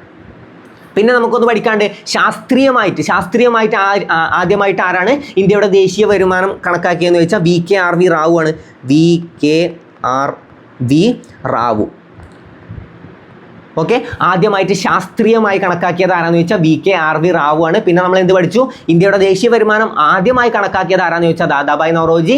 സ്വാതന്ത്ര്യത്തിന് ശേഷം ആദ്യം കണക്കാക്കിയത് ആരാന്ന് ചോദിച്ചാൽ PC മഹലനോബിസ്. പിന്നെ എന്താണ്? ആദ്യമായി ശാസ്ത്രീയമായി കണക്കാക്കിയത് ആരാന്ന് ചോദിച്ചാൽ VKRV റാവു. ഇത്ര കാര്യങ്ങൾ ക്ലിയർ അല്ലേ? അപ്പോൾ ഒന്നും കൂടി ഒന്ന് റിപ്പീറ്റ് ചെയ്തോടെ. എൻ്റെ കൂടെ നിങ്ങളും റിപ്പീറ്റ് ചെയ്യുക, ഞാൻ പറയാത്ത പോയിന്റ്സ് നിങ്ങളും പറയാം. ഓക്കെ, അപ്പോൾ ഇന്ത്യയുടെ വന്ധ്യവയോധികൻ എന്നറിയപ്പെടുന്ന ആരാണ്? ദാദാഭായ് നവറോജിയാണ്. മസ്തിഷ്ക ചോർച്ചാ സിദ്ധാന്തത്തിന്റെ ഉപജ്ഞാതാവ് അല്ലെങ്കിൽ സാമ്പത്തിക ചോർച്ചാ സിദ്ധാന്തത്തിന്റെ ഡ്രെയിൻ തിയറിയുടെ ഉപജ്ഞാതാവ് ആരാന്ന് ചോദിച്ചാൽ ദാദാഭായ് നവറോജിയാണ്. അദ്ദേഹത്തിന്റെ പുസ്തകമാണ് poverty and unBritish rule in India എന്ന പുസ്തകം രചിച്ച ആരാന്ന് ചോദിച്ചാൽ ദാദാഭായ് നവറോജിയാണ്. ഇന്ത്യൻ നാഷണൽ കോൺഗ്രസ് അല്ലേ, INC ആ പേര് നിർദ്ദേശിച്ച വ്യക്തി ആരാന്ന് ചോദിച്ചാൽ ദാദാഭായ് നവറോജിയാണ്. പിന്നെ നമ്മൾ എന്ത് പഠിച്ചു? INC-യിൽ അധ്യക്ഷനായ ആദ്യ പാഴ്സി മതക്കാരൻ, അതുപോലെ തന്നെ ആദ്യം 3 തവണ അധ്യക്ഷനായ വ്യക്തി ആരാന്ന് ചോദിച്ചാലൊക്കെ ആരാണ്? ദാദാഭായ് നവറോജിയാണ്. ഈ ഭാഗങ്ങളൊക്കെ കിട്ടുന്നുണ്ടല്ലോ. പിന്നെ എന്താണ്? ബ്രിട്ടീഷ് പാർലമെന്റിൽ അംഗമായ ആദ്യ ഇന്ത്യക്കാരൻ ആരാന്ന് ചോദിച്ചാലും അല്ലെങ്കിൽ ഏഷ്യക്കാരൻ ആരാന്ന് ചോദിച്ചാലും ദാദാഭായ് നവറോജിയാണ്. ഈ കാര്യങ്ങളൊക്കെ ഓക്കെ ആണല്ലോ? കിട്ടുന്നുണ്ടല്ലോ? ഏതെങ്കിലും പോയിന്റ് ഞാൻ വിട്ടുപോയിട്ടുണ്ടെങ്കിൽ നിങ്ങളൊന്ന് കമന്റ് ചെയ്ത് റിപ്പീറ്റ് ചെയ്യുക കേട്ടോ. അല്ലെങ്കിൽ ഒന്ന് മനസ്സിലെങ്കിലും റിപ്പീറ്റ് ചെയ്യുക. കമന്റ് ചെയ്തില്ലെങ്കിലും കുഴപ്പമില്ല, മനസ്സിലൊന്ന് റിപ്പീറ്റ് ചെയ്യുക കേട്ടോ. നല്ല രീതിയിൽ റിപ്പീറ്റ് ചെയ്യുക, ഒരിക്കലും മറന്നു പോകരുത്. പിന്നെ നമ്മുടെ PC മഹലനോബിസ് കേട്ടിട്ടുണ്ടോ? ഇന്ത്യൻ ആസൂത്രണത്തിന്റെ ശില്പി, ഇന്ത്യൻ ആസൂത്രണത്തിന്റെ പിതാവ് എന്നറിയപ്പെടുന്നത് ആരാന്ന് ചോദിച്ചാൽ നമുക്കറിയാം M വിശ്വേശ്വരയ്യയാണ്. പക്ഷേ ഇന്ത്യൻ ആസൂത്രണത്തിന്റെ ശില്പി എന്നറിയപ്പെടുന്നത് PC മഹലനോബിസ് ആണ്. ഇന്ത്യൻ സ്റ്റാറ്റിസ്റ്റിക്കൽ ഡേ ആരുടെ ജന്മദിനമാണെന്ന് ചോദിച്ചാൽ PC മഹലനോബിസിന്റെ ജന്മദിനമാണ്. ഇന്ത്യയിൽ സ്റ്റാറ്റിസ്റ്റിക്കൽ ഡേ എന്നാണ്. ജൂൺ 29 ഇന്ത്യയിൽ സ്റ്റാറ്റിസ്റ്റിക്കൽ ഡേ ആയിട്ട് ആചരിക്കുന്നത്. ഓക്കെ, അപ്പോൾ സ്വാതന്ത്ര്യത്തിന് ശേഷം ആദ്യം ദേശീയ വരുമാനം കണക്കാക്കിയത് ആരാന്ന് നമ്മൾ പഠിച്ചു. അത് PC മഹലനോബിസ് ആണ് അല്ലേ? PC മഹലനോബിസ് ആണ്. രണ്ടാം പഞ്ചവത്സര പദ്ധതി ഏത് പേരിലാണ് അറിയപ്പെടുന്നത്? മഹലനോബിസ് മാതൃക എന്നല്ല അറിയപ്പെടുന്നത്. നമ്മൾ പഠിച്ചു അല്ലേ? ആദ്യത്തെ ഹരോൾഡ് ഡോമർ മാതൃക, ഒന്നാം പഞ്ചവത്സര പദ്ധതി ഹരോൾഡ് ഡോമർ മാതൃക. രണ്ടാം പഞ്ചവത്സര പദ്ധതി വ്യവസായത്തിന് ഊന്നൽ നൽകി. എന്താണ്? മഹലനോബിസ് മാതൃക എന്നറിയപ്പെടുന്നത് രണ്ടാം പഞ്ചവത്സര പദ്ധതിയാണ്. അപ്പോൾ ജൂൺ 29 അദ്ദേഹത്തിന്റെ ജന്മദിനമാണ് ഇന്ത്യൻ സ്റ്റാറ്റിസ്റ്റിക്കൽ ഡേ ആയിട്ട് ആചരിക്കുന്നത് അല്ലേ? അദ്ദേഹത്തിന്റെ ജന്മദിനമാണ്. ദേശീയ വരുമാനം സ്വാതന്ത്ര്യത്തിന് ശേഷം ആദ്യമായി കണക്കാക്കിയത് PC മഹലനോബിസ് ആണ്. ശാസ്ത്രീയമായിട്ട് VKRV റാവു ആണ്. പിന്നെ ഈ ആഡം സ്മിത്ത് ആണ്. ആരാണ് ഈ ആഡം സ്മിത്ത്? എന്തായാലും എക്കണോമിക്സുമായിട്ട് ബന്ധപ്പെട്ടൊരു ചോദ്യം വന്നല്ലോ. അപ്പോൾ ഈ ആഡം സ്മിത്തിനെ നമ്മൾ അറിഞ്ഞിരിക്കേണ്ടത്. ആരാണ് ഈ ആഡം സ്മിത്ത്? ആരാണ്? കേട്ടിട്ടുണ്ടോ? ആധുനിക സാമ്പത്തിക ശാസ്ത്രത്തിന്റെ പിതാവ് ആരാന്ന് ചോദിച്ചാൽ ആരാണ്? ആഡം സ്മിത്ത് ആണ്. ഓക്കെ, ഇന്ത്യൻ എന്ന് ചോദിച്ചാലേ നമുക്ക് ദാദാഭായ് നവറോജിയെ പറയാൻ പറ്റുള്ളൂ. അപ്പോൾ ആധുനിക സാമ്പത്തിക ശാസ്ത്രത്തിന്റെ പിതാവ് ആരാന്ന് ചോദിച്ചാൽ ഈ ആഡം സ്മിത്ത് ആണ്. അദ്ദേഹത്തിന്റെ സിദ്ധാന്തമാണ് ലെയ്സിസ് ഫെയർ സിദ്ധാന്തം അല്ലേ? ലെയ്സിസ് ഫെയർ സിദ്ധാന്തം ആഡം സ്മിത്തുമായി ബന്ധപ്പെട്ടതാണ്. അപ്പോൾ ലെയ്സിസ് ഫെയർ സിദ്ധാന്തത്തിന്റെ ഉപജ്ഞാതാവ് ആരാന്ന് ചോദിച്ചാൽ ആഡം സ്മിത്ത് ആണ്. ലെയ്സിസ് ഫെയർ സിദ്ധാന്തത്തിന്റെ ഉപജ്ഞാതാവ് ആരാന്ന് ചോദിച്ചാൽ ചോർച്ചാ സിദ്ധാന്തത്തിന്റെ ഉപജ്ഞാതാവാണ് ദാദാഭായ് നവറോജി. ലെയ്സിസ് ഫെയർ സിദ്ധാന്തം ആരുമായി ബന്ധപ്പെട്ടതാണ്? ആഡം സ്മിത്തുമായി ബന്ധപ്പെട്ടതാണ്. അപ്പോൾ എന്താണ്? ആധുനിക സാമ്പത്തിക ശാസ്ത്രത്തിന്റെ പിതാവ്. സാമ്പത്തിക ശാസ്ത്രം. ഓക്കെ, ആധുനിക സാമ്പത്തിക ശാസ്ത്രത്തിൻ്റെ പിതാവാണ് ആര്? ആഡം സ്മിത്ത് ആണ്. ഓക്കെ, ആഡം സ്മിത്ത് ആണ് ആധുനിക സാമ്പത്തിക ശാസ്ത്രത്തിൻ്റെ പിതാവ്. പിന്നെ ഒന്ന് പഠിച്ചു വെച്ചോ, ഇത് ആരുടെ പുസ്തകമാണെന്നൊരു ചോദ്യം വന്നാലോ? Wealth of nation. Wealth of nation ആരുടെ പുസ്തകമാണെന്ന് ചോദ്യം വന്ന ആരുടെയാണ്? ആഡം സ്മിത്തിൻ്റെ പുസ്തകമാണ് കേട്ടോ. വെൽത്ത് ഓഫ് നാഷൻ ആര് രചിച്ചതാണ്? വെൽത്ത് ഓഫ് നാഷൻ ആരുടെ പുസ്തകമാണെന്ന് ചോദിച്ചാൽ ആരുടെയാണ്? ആഡം സ്മിത്തിൻ്റെയാണ്. പ്ലാൻഡ് എക്കണോമി ഫോർ ഇന്ത്യ എന്ന പുസ്തകം രചിച്ചത് ആരാന്ന് ചോദിച്ചാൽ ദാദാഭായ് എം വിശ്വേശ്വരയ്യാണ്. Poverty and unBritish rule in India എന്ന പുസ്തകം രചിച്ചത് ആരാന്ന് ചോദിച്ചാലാണ് ദാദാഭായ് നവറോജി. മറക്കരുത്, planned economy for India M വിശ്വേശ്വരയ്യാണ്. സോറി, എം വിശ്വേശ്വരയ്യാണ്. എന്തെങ്കിലും പറഞ്ഞ് മാറിപ്പോയിട്ടുണ്ടെങ്കിൽ ഒന്ന് ഇതാക്കണേ, കാരണം ചില കാര്യങ്ങൾ റിപ്പീറ്റ് ചെയ്യുമ്പോൾ മൈൻഡിൽ വരില്ല. ഓക്കെ, അപ്പോൾ എന്താണ് പ്ലാൻഡ് എക്കണോമി ഫോർ ഇന്ത്യ? ശ്രദ്ധിച്ച് പറഞ്ഞുതരാം. Planned economy for India M Visvesvaraya. Poverty and unBritish rule in India ആരുടെയാണ്? അത് Dadabhai Naoroji. Okay, wealth of nation ആരുടെയാണ്? അത് ആഡം സ്മിത്ത്. ഈ മൂന്നെണ്ണം ക്ലിയർ ആണോ? ഈ മൂന്ന് പുസ്തകങ്ങൾ ക്ലിയർ ആണോ? ലെയ്സിസ് ഫെയർ സിദ്ധാന്തത്തിന്റെ ഉപജ്ഞാതാവ് ആഡം സ്മിത്ത് ആണ്. ലെയ്സിസ് ഫെയർ സിദ്ധാന്തം. ഓക്കെ, ചോർച്ചാ സിദ്ധാന്തം ആരുമായി ബന്ധപ്പെട്ടതാണ്? അത് ദാദാഭായ് നവറോജി. ഓക്കെ, ഒന്നും ഡൗട്ട് വരരുത്. ഡൗട്ട് വരുന്ന ഏതെങ്കിലും ഭാഗമായി ഒന്ന് റിപ്പീറ്റ് ചെയ്ത് കേട്ട് പെർഫെക്റ്റ് ആക്കി വെക്കാം കേട്ടോ. ഓക്കെ, അപ്പോൾ ആഡം സ്മിത്തും ക്ലിയർ ആയല്ലോ. ആധുനിക സാമ്പത്തിക ശാസ്ത്രത്തിന്റെ പിതാവാണ് ആഡം സ്മിത്ത്. ഇനി നമുക്ക് അടുത്ത പോയിന്റ് നോക്കാം. ഹായ്, നിങ്ങളിൽ പലരുടെയും ആവശ്യപ്രകാരം നിങ്ങൾക്ക് കൂടി ഉപകരിക്കുന്ന ഒരു കാര്യമാണ് ഞാൻ പറയാൻ പോകുന്നത്. അപ്പോൾ ഈ കാര്യം മുഴുവനായും കേൾക്കാൻ ശ്രമിക്കുക. നല്ലൊരു സർക്കാർ ജോലി സ്വപ്നം കണ്ട് അതിനുവേണ്ടി തയ്യാറെടുക്കുന്ന ഒരു ഉദ്യോഗാർത്ഥിയല്ലേ നിങ്ങൾ? അപ്പോൾ ദിവസവും ഒരു 10-20 മിനിറ്റ് മാറ്റി വെക്കാൻ നിങ്ങൾ തയ്യാറല്ലേ? എങ്കിൽ അങ്ങനെയുള്ളവർക്ക് വേണ്ടിയിട്ട് നമ്മൾ ഈ ഓഗസ്റ്റിൽ വാട്സപ്പിലൂടെ ഒരു പുതിയ ബാച്ച് സ്റ്റാർട്ട് ചെയ്യുന്നുണ്ട്. ബാച്ച് ഒഫീഷ്യലി സ്റ്റാർട്ട് ചെയ്യുന്നത് ഓഗസ്റ്റിലാണെങ്കിലും ആദ്യം ജോയിൻ ചെയ്യുന്ന 100 ആളുകൾക്ക് 99 രൂപ ഫീസിൽ ജൂൺ, ജൂലൈ, ഓഗസ്റ്റ് മാസങ്ങളിൽ ബാച്ചിൽ അംഗമാവാവുന്നതാണ്. അതിനുശേഷം ജോയിൻ ചെയ്യുന്ന ആളുകൾക്ക് 150 രൂപ ഫീസിലും ബാച്ചിൽ അംഗത്വം എടുക്കാവുന്നതാണ്. ഓഗസ്റ്റിലാണ് നമ്മൾ പഠനം ആരംഭിക്കുന്നതെങ്കിലും അതിന് മുന്നോടിയായി ജൂൺ, ജൂലൈ മാസങ്ങളിൽ നിങ്ങൾക്ക് വരാനിരിക്കുന്ന ഓരോ പരീക്ഷകൾക്കും വേണ്ട ടിപ്സ്, അതുപോലെ തന്നെ ഹോട്ട് ടോപ്പിക്സ്, ഏറ്റവും ഇമ്പോർട്ടൻ്റ് ആയിട്ട് നിങ്ങൾ എന്തായാലും പഠിച്ചിരിക്കേണ്ട ടോപ്പിക്കുകൾ, കറണ്ട് അഫയേഴ്സിലെ ഏറ്റവും ഇമ്പോർട്ടൻ്റ് ആയിട്ടുള്ള ടോപ്പിക്കുകൾ, ഓരോ പരീക്ഷകൾക്ക് മുമ്പും നിങ്ങൾക്ക് വേണ്ട മോട്ടിവേഷൻ, അങ്ങനെയുള്ളതെല്ലാം നിങ്ങൾക്ക് ഗ്രൂപ്പിൽ നിന്ന് ലഭിക്കുന്നതാണ്. അപ്പോൾ ബാച്ചിൽ ജോയിൻ ചെയ്യാൻ താല്പര്യമുള്ളവർ എത്രയും പെട്ടെന്ന് തന്നെ സ്ക്രീനിൽ കാണുന്ന നമ്പറിൽ വാട്സപ്പ് ബാച്ച് എന്ന് മെസ്സേജ് ചെയ്യുക. താഴെ തന്നിരിക്കുന്ന പ്രസ്താവനകൾ ആരുമായി ബന്ധപ്പെട്ടതാണ്? താഴെ തന്നിരിക്കുന്ന പ്രസ്താവനകൾ ആരുമായി ബന്ധപ്പെട്ടതാണ്? ജീവിച്ചിരിക്കുമ്പോൾ പ്രതിമ സ്ഥാപിക്കപ്പെട്ട ആദ്യ നവോത്ഥാന നായകൻ. അപ്പോൾ അദ്ദേഹത്തിന്റെ പ്രതിമയല്ലേ കേരളത്തിലെ ഏറ്റവും കൂടുതൽ? ഏകദേശം ഒരു കണക്ഷൻ കിട്ടിയോ? ഓക്കെ, ഇനി ഈ പോയിന്റ് അറിയില്ലെങ്കിൽ അടുത്ത് വായിച്ചു നോക്കാം. വിദേശ തപാൽ സ്റ്റാമ്പിൽ പ്രത്യക്ഷപ്പെട്ട ആദ്യ മലയാളി. ഓക്കെ, വിദേശ തപാൽ സ്റ്റാമ്പിൽ പ്രത്യക്ഷപ്പെട്ട ആദ്യ മലയാളി നമുക്കറിയുന്ന ഒരാളല്ലേ. ഇനി ആ പോയിന്റ് നമുക്ക് അറിയില്ലെങ്കിൽ അടുത്ത് വായിച്ചു നോക്കാം. അവനവൻ ആത്മസുഖത്തിനായി ആചരിക്കുന്നവ അപരന് സുഖത്തിനായി വരണം എന്ന് പ്രഖ്യാപിച്ചത് ആരാണ്? എന്ന സന്ദേശം നൽകിയത് ആരാന്ന് ചോദിച്ചാൽ അതും ആരാണ്? ഇതാരാന്ന് കിട്ടുന്നുണ്ടോ? ഇതിൽ ഏതെങ്കിലും ഒരു പോയിന്റ് കിട്ടിയാൽ മതി. നിങ്ങൾ ഏതെങ്കിലും ഒരാളെ പറ്റിയിട്ട് കുറച്ച് പോയിന്റ്സ് എങ്കിലും പഠിച്ചിട്ടുണ്ടെങ്കിൽ നിങ്ങൾക്ക് ഇങ്ങനത്തെ ചോദ്യങ്ങളൊക്കെ നല്ല രീതിയിൽ ആൻസർ ചെയ്യും. അപ്പോൾ ഒരുപാട് ചോദ്യങ്ങൾ എങ്ങനെയാണ് വരുന്നത്? താഴെ തന്നിരിക്കുന്ന പ്രസ്താവനകൾ ആരുമായി ബന്ധപ്പെട്ടതാണെന്ന് ഇപ്പോൾ അധികവും ചോദ്യം വരുന്നത്. ഓക്കെ, ഈ ഖാൻ അബ്ദുൽ ഗാഫർ ഖാനൊക്കെ പഠിച്ചിട്ട് പോകണം. പ്രത്യേകിച്ച് ഈ അതിർത്തി ഗാന്ധി എന്നൊക്കെ അറിയപ്പെടുന്നത് ഖാൻ അബ്ദുൽ ഗാഫർ ഖാനാണ്. അങ്ങനെ എല്ലാവരെ പറ്റും കേളപ്പനെ പറ്റിയിട്ടൊക്കെ നല്ല രീതിയിലൊന്ന് പഠിച്ചിട്ട് പോകണം. ചെറിയ പോയിന്റ്സ് എങ്കിലും ഒന്ന് അറിയാൻ ശ്രമിക്കുക. ഈ ദാദാഭായ് നവറോജിയൊക്കെ ഇങ്ങനത്തെ ചോദ്യത്തിന് പറ്റിയ ആളാണ്. ഇപ്പോൾ തന്നെ കണ്ടില്ല എത്രങ്ങാനും പോയിന്റ്സ് നമുക്ക് അവിടുന്ന് കിട്ടി. അപ്പോൾ അതുപോലെ തന്നെ ഇതാരാണ് നിങ്ങൾക്ക് കിട്ടുമല്ലോ. ഇതിൽ ഏതെങ്കിലും ഒരു പോയിന്റ് അറിയാത്തവരുണ്ടാവില്ല അല്ലേ? ജീവിച്ചിരിക്കുമ്പോൾ പ്രതിമ സ്ഥാപിക്കപ്പെട്ട, അല്ലെങ്കിൽ കേരളത്തിലെ ഏറ്റവും കൂടുതൽ പ്രതിമകൾ ഉള്ളത് അദ്ദേഹത്തിൻ്റെയാണ് അല്ലേ? ശ്രീനാരായണ ഗുരു അല്ലേ? ഇത് ശ്രീനാരായണ ഗുരു. ഓക്കെ, SNDP സ്ഥാപിച്ചത് അദ്ദേഹമല്ലേ? SNDPയുടെ ആജീവനാന്ത അധ്യക്ഷനൊക്കെ ശ്രീനാരായണ ഗുരുവാണ്. നമുക്ക് ശ്രീനാരായണ ഗുരുവിനെ പറ്റിയിട്ട് പോയിന്റ്സ് നോക്കാം. അതിനു മുമ്പ് ഇവിടെ ഓപ്ഷൻസ് ആരൊക്കെ ഉണ്ട്? അയ്യങ്കാളി, ശ്രീനാരായണ ഗുരു, ചട്ടമ്പി സ്വാമികൾ, സ്വാമി വിവേകാനന്ദൻ. ചിലപ്പോൾ ഡൗട്ട് പോകില്ലേ, സ്വാമി വിവേകാനന്ദനല്ലേ എങ്ങനെയുള്ള വാക്കുകളൊക്കെ പറയാം? അവനവൻ ആത്മസുഖത്തിനായി. ഇല്ല, ഇതൊക്കെ ആരുടെ? ഗുരുവിൻ്റെയാണ്. ആത്മോപദേശ ശതകം എന്ന കൃതിയിലാണ് അവനവൻ ആത്മസുഖത്തിനായി ആചരിക്കുന്നവ അപരന് സുഖത്തിനായി വരണം എന്ന് അദ്ദേഹം സന്ദേശം നൽകിയതില്ലേ? അവനവൻ ആത്മസുഖത്തിനായി ആചരിക്കുന്നവ അപരന് സുഖത്തിനായി വരണം. ശ്രീനാരായണ ഗുരു എന്താണ് അറിയപ്പെടുന്നത്? നാണു ആശാൻ എന്നറിയപ്പെടുന്ന നവോത്ഥാന നായകൻ. ചോദ്യം വരാറുണ്ട്, നാണു ആശാൻ എന്നറിയപ്പെടുന്ന നവോത്ഥാന നായകൻ ആരാന്ന് ചോദിച്ചാൽ അത് ശ്രീനാരായണ ഗുരുവാണ് അല്ലേ? നാണയത്തിൽ പ്രത്യക്ഷപ്പെട്ട ആദ്യ മലയാളി, തപാൽ സ്റ്റാമ്പിൽ പ്രത്യക്ഷപ്പെട്ട ആദ്യ മലയാളി, വിദേശ തപാൽ സ്റ്റാമ്പിൽ പ്രത്യക്ഷപ്പെട്ട ആദ്യ മലയാളി. ഏതാണ് ആ വിദേശം? ശ്രീലങ്കയാണ്. ശ്രീനാരായണ ഗുരു അല്ലേ? ശ്രീലങ്കയിലാണ്. അപ്പോൾ കിട്ടിയല്ലോ. അപ്പോൾ ശ്രീനാരായണ ഗുരു സന്ദർശിച്ച വിദേശ രാജ്യം ഏതാന്ന് ചോദിച്ചാലും ശ്രീലങ്കയാണ്. അപ്പോൾ വിദേശ തപാൽ സ്റ്റാമ്പിൽ പ്രത്യക്ഷപ്പെട്ട ആദ്യ മലയാളിയാണ് ശ്രീനാരായണ ഗുരു. അപ്പോൾ കിട്ടുന്നുണ്ടല്ലോ ശ്രീനാരായണ ഗുരു. എന്താണ് വിദേശ തപാൽ സ്റ്റാമ്പിൽ പ്രത്യക്ഷപ്പെട്ട ആദ്യ മലയാളി, ജീവിച്ചിരിക്കുമ്പോൾ തന്നെ പ്രതിമ സ്ഥാപിക്കപ്പെട്ട നവോത്ഥാന നായകൻ. അതുപോലെ തന്നെ കേരളത്തിലെ ഏറ്റവും കൂടുതൽ പ്രതിമകളുള്ളത് ആരുടെയെന്ന് ചോദിച്ചാൽ ശ്രീനാരായണ ഗുരുവിൻ്റെയാണ്. അപ്പോൾ അതൊക്കെ ഒന്ന് ജസ്റ്റ് അറിഞ്ഞു വെക്കുക. പിന്നെ അദ്ദേഹത്തിൻ്റെ പ്രതിഷ്ഠ ഉണ്ടല്ലോ, കണ്ണാടി പ്രതിഷ്ഠ, അരുവിപ്പുറം പ്രതിഷ്ഠ. ഈ കണ്ണാടി പ്രതിഷ്ഠയിൽ അദ്ദേഹം ഒരു ആശയം മുന്നോട്ട് വെച്ചിട്ടുണ്ടല്ലോ, അഹം ബ്രഹ്മാസ്മി അല്ലേ. അഹം ബ്രഹ്മാസ്മി എന്ന ആശയം കണ്ണാടി പ്രതിഷ്ഠയിലൂടെ മുന്നോട്ട് വെച്ചത് ആരെന്ന് ചോദിച്ചാൽ ശ്രീനാരായണ ഗുരു അല്ലേ. ഇനി അഹം ബ്രഹ്മാസ്മി എന്നതിൻ്റെ അർത്ഥം എന്താണെന്ന് ചോദിച്ചാൽ you are your self God. അതിപ്പോൾ അങ്ങനെ ആലോചിച്ചാൽ മതി, കണ്ണാടി പ്രതിഷ്ഠയാണ്. അപ്പോൾ ഒരു കണ്ണാടി നോക്കിയിട്ട് നമ്മൾ വേറെ പ്രതിഷ്ഠ അവിടെ വെച്ചിട്ടില്ല. അപ്പോൾ നമ്മൾ ആരാധിക്കുന്ന ഒരു കണ്ണാടി നോക്കിയിട്ടാണ്. ഈ കണ്ണാടി നോക്കിയിട്ട് നമ്മൾ പറയുകയാണ് you are your self God. അങ്ങനെ ആലോചിച്ചാൽ മതി. അഹം ബ്രഹ്മാസ്മി ഏതുമായി ബന്ധപ്പെട്ടതാണ് നീ കിട്ടില്ലെങ്കിൽ കണ്ണാടി പ്രതിഷ്ഠയെന്ന് കണക്ട് ചെയ്യാൻ ഇത്ര ആലോചിച്ചാൽ മതി. You are your self God എന്ന് എവിടെ നോക്കിയിട്ടാണ് പറയുക? എവിടെ നോക്കിയിട്ടാണ്? കണ്ണാടിയിലാണ്. അപ്പോൾ ഗുരു അവിടെ കണ്ണാടിയാണ് പ്രതിഷ്ഠിച്ചിട്ടുള്ളത്. അപ്പോൾ ഈ കണ്ണാടിയിൽ നോക്കിയിട്ട് എന്താണ് പറയുക? കണ്ണാടിയിൽ നോക്കിയിട്ട് you are your self God, അഹം ബ്രഹ്മാസ്മി, you are your self God. അപ്പോൾ അറിഞ്ഞു വെക്കുക കേട്ടോ.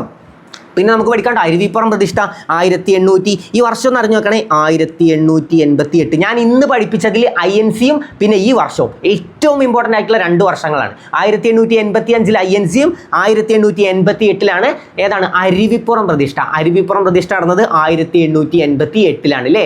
അരുവിപ്പുറം പ്രതിഷ്ഠ നടന്നത്. അരുവിപ്പുറം പ്രതിഷ്ഠക്കുള്ള വിഗ്രഹക്കല്ല് കണ്ടെടുത്തത് എവിടെ നിന്നാണൊക്കെ ചോദ്യം വരാറുണ്ട്. എന്താണ്? നെയ്യാറിലെ ശങ്കരൻകുഴിയിൽ നിന്നാണ് അരുവിപ്പുറം പ്രതിഷ്ഠക്കുള്ള വിഗ്രഹക്കല്ല് കണ്ടെടുത്തത്. അപ്പോൾ 1888 അരുവിപ്പുറം പ്രതിഷ്ഠ നടത്തിയത് ആരാന്നൊക്കെ ചോദ്യം വരും. അരുവിപ്പുറം പ്രതിഷ്ഠ നടത്തിയത് ആരാണ്? ശ്രീനാരായണ ഗുരുവാണ്. അതിന്റെ പിന്നിലൊക്കെ നല്ല നല്ല കഥകളുണ്ട്. ശ്രീനാരായണ ഗുരു അദ്ദേഹത്തിന്റെ ഒരു സുഹൃത്തുമായിട്ട് അമ്പലത്തിൽ പോവാണ്. അപ്പോൾ അദ്ദേഹം അമ്പലത്തിൽ പോകുമ്പോൾ ഇവർ പുറത്ത് നിന്നിട്ടാണ് പ്രാർത്ഥിക്കുന്നത്. കാരണം ഉള്ളിലേക്ക് കയറാൻ പറ്റില്ല. അന്ന് ഈ ജാതിയുടെ ഓരോ പ്രശ്നങ്ങളൊക്കെ നടക്കില്ല, അയിത്തൊക്കെ നടക്കുകയാണ്. അപ്പോൾ ഉള്ളിലുള്ള പൂജാരിക്ക് ഇവരുമായിട്ടൊന്നും തൊടാനൊന്നും പാടില്ല. അയിത്തം പാലിച്ചുകൊണ്ടാണ് ഇവർ പുറത്ത് നിന്നിട്ടാണ് ആരാധിക്കുന്നത്. ഒരു വേലിയുടെ പുറത്ത് നിന്ന് എന്താണ് ഉയർന്ന ജാതിക്കാർക്ക് മാത്രമാണ് ഉള്ളിൽ കയറാൻ പറ്റുള്ളൂ. അപ്പോൾ പോകുന്ന വഴിക്ക് ശ്രീനാരായണ ഗുരു സുഹൃത്തിനോട് ചോദിക്കുകയാണ്, ഇതൊക്കെ തെറ്റല്ലേ, ഇങ്ങനെയൊക്കെ കാട്ടേണ്ട ആവശ്യമുണ്ട് ശരിക്കും ആരാധിക്കാൻ?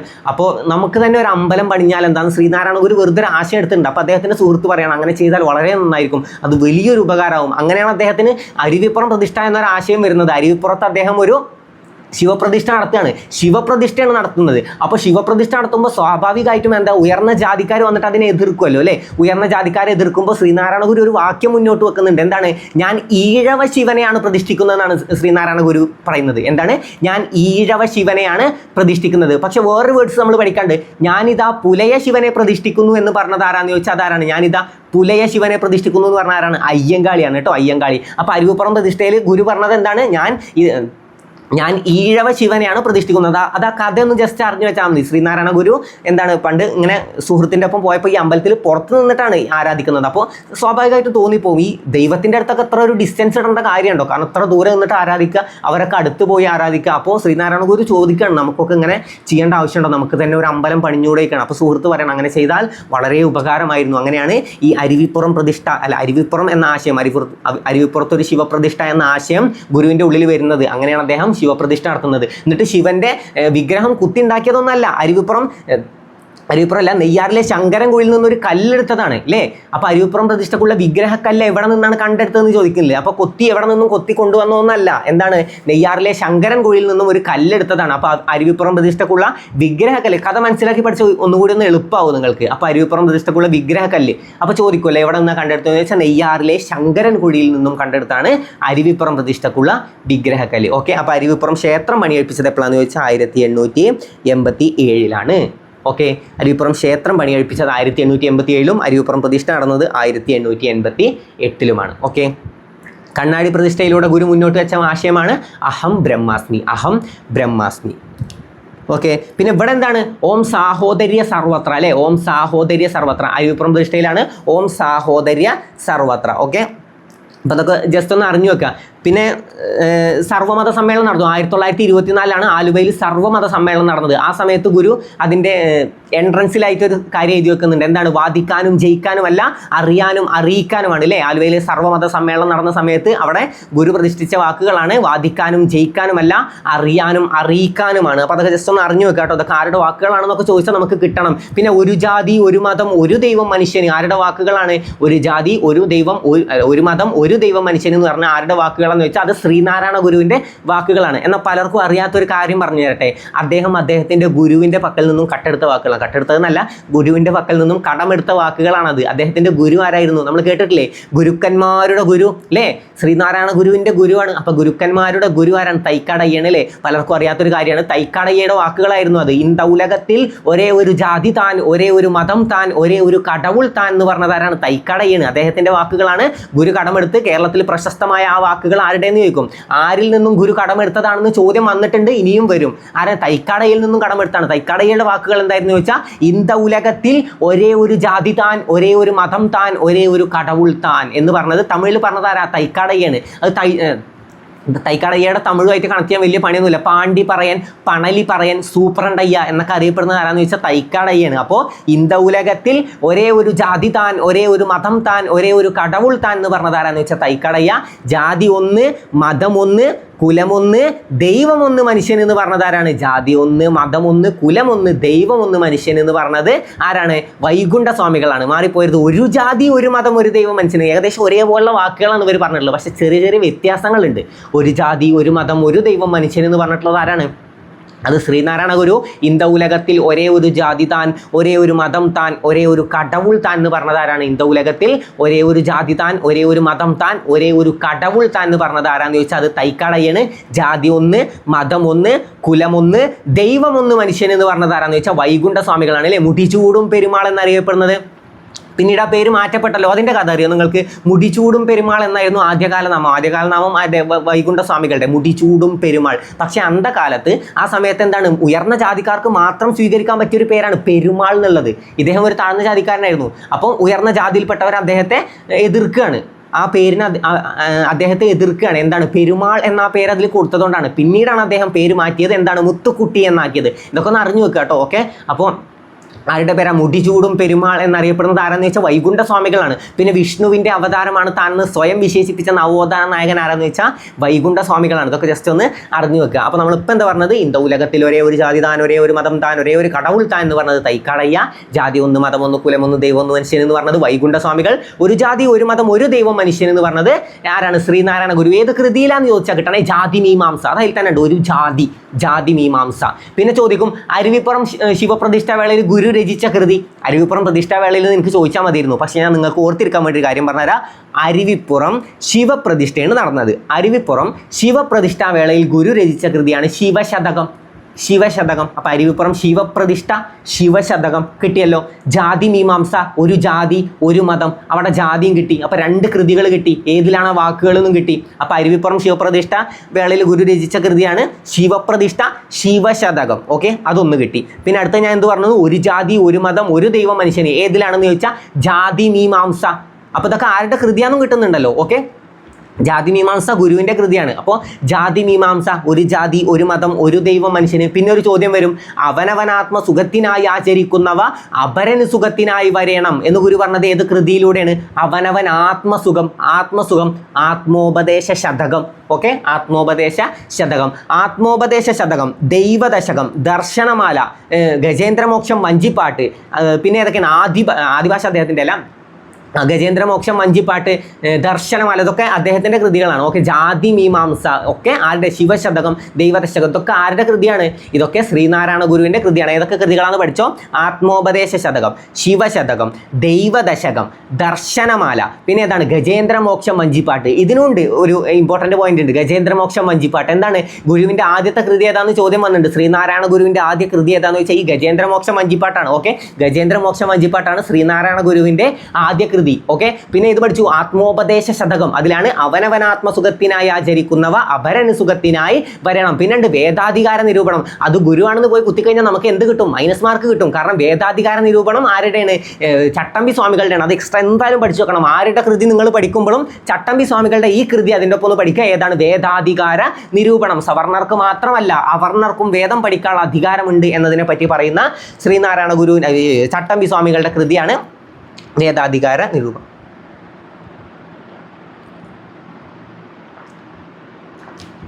അപ്പോൾ അത് കിട്ടിയല്ലോ. പിന്നെ ചട്ടമ്പി സ്വാമികളുടെ വേറെയും കൃതികൾ നമുക്ക് പഠിക്കാണ്ട്. ഒന്ന് ഇതാണ് എന്താ വേദാധികാര നിരൂപണം. അതിലെന്താണ് പ്രതിപാദിക്കുന്നത്? ഇതൊക്കെ ചട്ടമ്പി സ്വാമികളുടെ കൃതിയാണ്. ഗുരുവിനെ നമ്മൾ വിട്ടു. ഇനി ചട്ടമ്പി സ്വാമികളുടെ കുറച്ച് കാര്യങ്ങൾ പറഞ്ഞുതരാം.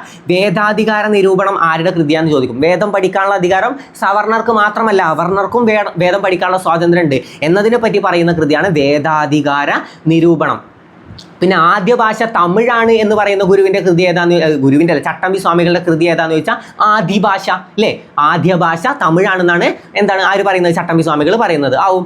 അപ്പോൾ ആദ്യ ഭാഷ തമിഴാണെന്ന് പ്രസ്താവിക്കുന്ന ചട്ടമ്പി സ്വാമികളുടെ കൃതി ഏതാന്ന് ചോദിച്ചാൽ ആദിഭാഷ. ഓക്കെ. പിന്നെ പ്രാചീന മലയാളം ആരുടെ കൃതിയാന്ന് ചോദിക്കും. ഗുരുവിൻ്റെ ഏറ്റവും വലിയ കൃതി ഏതാന്ന് ചോദിച്ചാൽ അത് പ്രാചീന മലയാളമാണ്. ഏതാണ്? പ്രാചീന മലയാളം.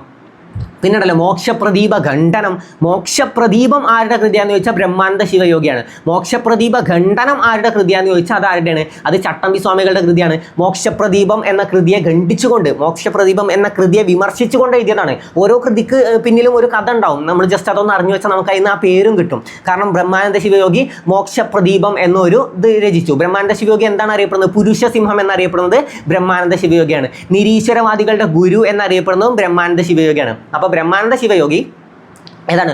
മോക്ഷപ്രദീപം എന്നൊരു കൃതി രചിക്കുകയാണ്. ആ കൃതിയെ വിമർശിച്ചുകൊണ്ട് അല്ലെങ്കിൽ ഖണ്ഡിച്ചുകൊണ്ട് മോക്ഷപ്രദീപ ഖണ്ഡനം എന്ന കൃതി രചിച്ചത് ആരാന്ന് ചോദിച്ചാൽ അത് ചട്ടമ്പി സ്വാമികളാണ്. പിന്നെ അതുപോലെ തന്നെ ക്രിസ്തുമത ഛേദനം ആരുടെ കൃതിയാന്ന് ചോദിച്ചാൽ ചട്ടമ്പി സ്വാമികളുടെയാണ്. കാരണം ക്രിസ്തുമതം പ്രചരിപ്പിക്കുന്നതിനെ എതിർത്തുകൊണ്ട് അല്ലേ ആ സമയത്ത് മതപരിവർത്തനം നടന്നിട്ടുണ്ടായിരുന്നു. ഹിന്ദുക്കളെയൊക്കെ ക്രിസ്ത്യാനികളായി മാറ്റുന്ന ഒരു ഇതുണ്ടായിരുന്നു ആ സമയത്ത്. അപ്പോൾ ആ സമയത്ത് ക്രിസ്ത്യാനിറ്റിയെ എതിർത്തുകൊണ്ട് അദ്ദേഹം രചിച്ചതാണ് ക്രിസ്തുമത ഛേദനം. ഓക്കെ. ക്രിസ്ത്യൻ മിഷനറിമാർ എന്ത് നടത്തുന്നു? മതപരിവർത്തനം നടത്തുന്നു. ക്രിസ്ത്യൻ മിഷനറിമാർ മതപരിവർത്തനം നടത്തുന്നതിനെ എതിർത്തുകൊണ്ട് ചട്ടമ്പി സ്വാമികൾ രചിച്ച കൃതി ഏതെന്ന് ചോദിച്ചാൽ ക്രിസ്തുമത ഛേദനം. അതിൽ തന്നെ ഉണ്ട്. ഓക്കെ. അപ്പോൾ ശ്രീനാരായണ ഗുരുവിൻ്റെ ഓർമ്മ ഉണ്ടല്ലോ. പിന്നെ ചട്ടമ്പി സ്വാമികൾ എന്തൊക്കെ അറിയപ്പെടുന്നതെന്ന് എപ്പോഴും ചോദ്യം വരാറുണ്ട്. സർവ്വവിദ്യാധിരാജൻ, ബാലഭട്ടാരകൻ, ശ്രീ ഭട്ടാരകൻ, കാവ്യം കമണ്ഡലവും ഇല്ലാത്ത സന്യാസി, കാഷായം ധരിക്കാത്ത സന്യാസി, ഷൺമുഖദാസൻ എന്നൊക്കെ അറിയപ്പെടുന്നത് ആരാന്ന് ചോദിച്ചാൽ ചട്ടമ്പി സ്വാമികൾ. ഓക്കെ. അപ്പോൾ ചട്ടമ്പി സ്വാമികളെ പറ്റിയിട്ട് ജസ്റ്റ് ഒന്ന് അറിഞ്ഞു നോക്കാം. നമുക്ക് ചട്ടമ്പി സ്വാമികളും ഇതുപോലെ നമുക്ക് റിവിഷൻ ചെയ്യുമ്പോൾ പഠിച്ചു വരാം. ചട്ടമ്പി സ്വാമികൾ, വൈകുണ്ഠ സ്വാമികൾ, അയ്യങ്കാളി ഇതൊക്കെ നമുക്ക് റിവിഷനിൽ വേഗം ഉൾപ്പെടുത്താൻ നോക്കാം കേട്ടോ. അപ്പോൾ ഇപ്പോൾ നമ്മൾ ശ്രീനാരായണ ഗുരുവിനെ പറ്റി പഠിച്ച കാര്യങ്ങളൊക്കെ അറിഞ്ഞു നോക്കാം. എന്താണ് അദ്ദേഹം അരുവിപ്പുറം പ്രതിഷ്ഠയിലൂടെ പറഞ്ഞത്? ഞാൻ ഈഴവ ശിവനെയാണ് പ്രതിഷ്ഠിക്കുന്നത്. അരുവിപ്പുറം പ്രതിഷ്ഠ എങ്ങനെയാണ് ഉണ്ടായെന്ന് നമ്മൾ ജസ്റ്റ് അതിൻ്റെ ഒരു ഇതറിഞ്ഞു അല്ലേ. അതിൻ്റെ ഒരു കഥ ജസ്റ്റ് ഒന്ന് അറിഞ്ഞല്ലോ. അപ്പോൾ ആ രീതിയിലാണ് എന്താണ് എല്ലാവരും ഒരുപോലെ തന്നെ അമ്പലത്തിൽ പ്രവേശിക്കുക. അങ്ങനെ ഒരു നിശ്ചയത്തോടു കൂടിയാണ് എന്ത് ഗുരു അരുവിപ്പുറം പ്രതിഷ്ഠ നടത്തിയത്. അരുവിപ്പുറം പ്രതിഷ്ഠ നടന്ന വർഷം അറിഞ്ഞു നോക്കണേ 1888. ഓക്കെ. 1888 അരുവിപ്പുറം പ്രതിഷ്ഠ. അരുവിപ്പുറം പ്രതിഷ്ഠയാണ് കേട്ടോ 88. 87 അരുവിപ്പുറം ക്ഷേത്രം പണി കഴിപ്പിച്ചത്. ക്ഷേത്രം ചോദിക്കും. നമുക്കറിയാലോ ആദ്യം ക്ഷേത്രം പണി കഴിപ്പിക്കണ്ടേ, അതിന് ശേഷമല്ലേ പറ്റുള്ളൂ, അതിന് ശേഷമല്ലേ പ്രതിഷ്ഠ നടക്കുള്ളൂ. പിന്നെ അരുവിപ്പുറം പ്രതിഷ്ഠക്കുള്ള വിഗ്രഹക്കല്ല് കണ്ടെടുത്തത് എവിടെ നിന്നാന്ന് ചോദിക്കും. നെയ്യാറിലെ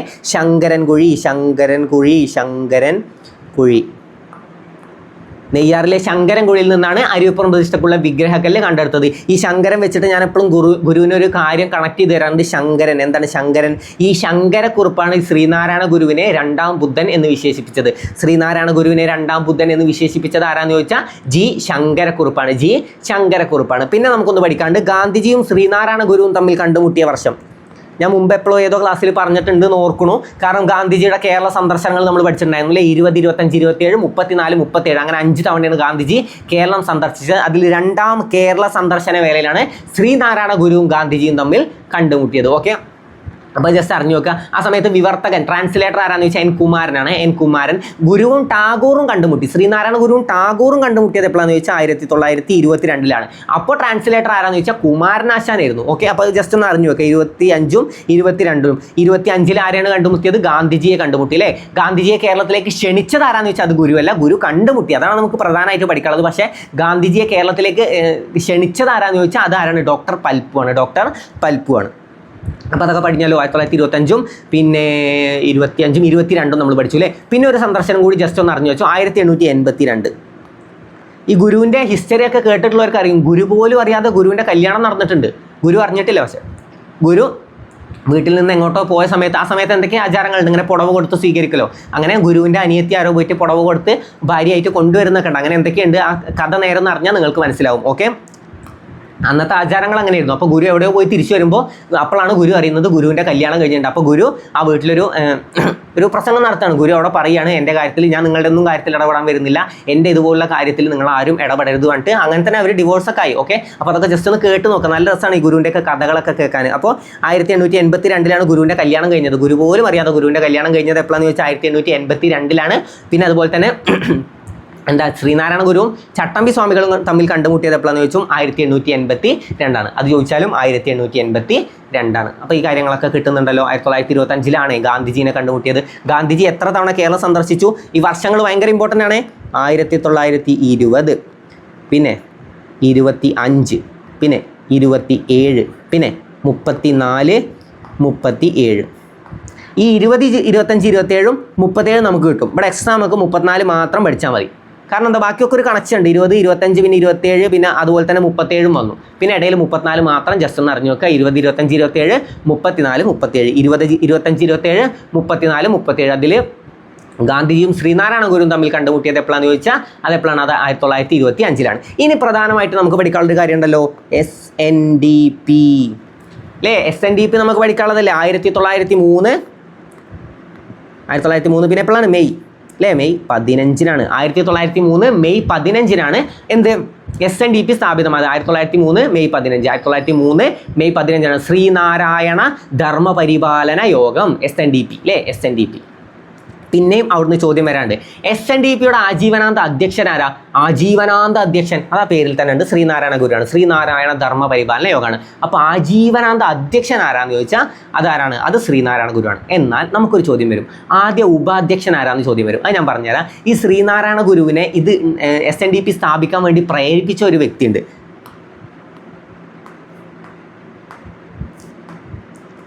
ഓക്കെ, ഡോക്ടർ പൽപ്പു ആണ്.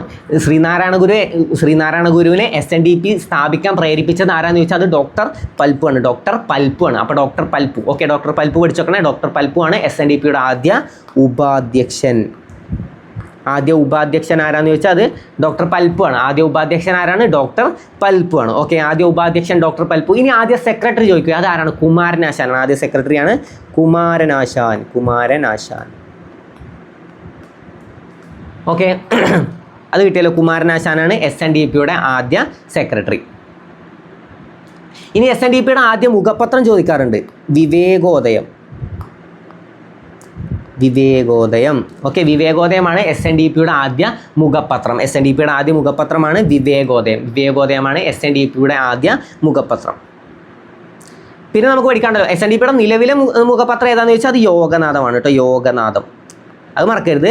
SNDPയുടെ ആദ്യ മുഖപത്രം ചോദിച്ചാലാണ് വിവേകോദയം. നിലവിലെ മുഖപത്രം ഏതാണെന്ന് ചോദിച്ചാൽ അത് ഏതാണ്? യോഗനാഥമാണ്. പിന്നെ നമുക്ക് എന്തൊക്കെ പഠിക്കാണ്ട് SNDPയുമായിട്ട് ബന്ധപ്പെട്ട്?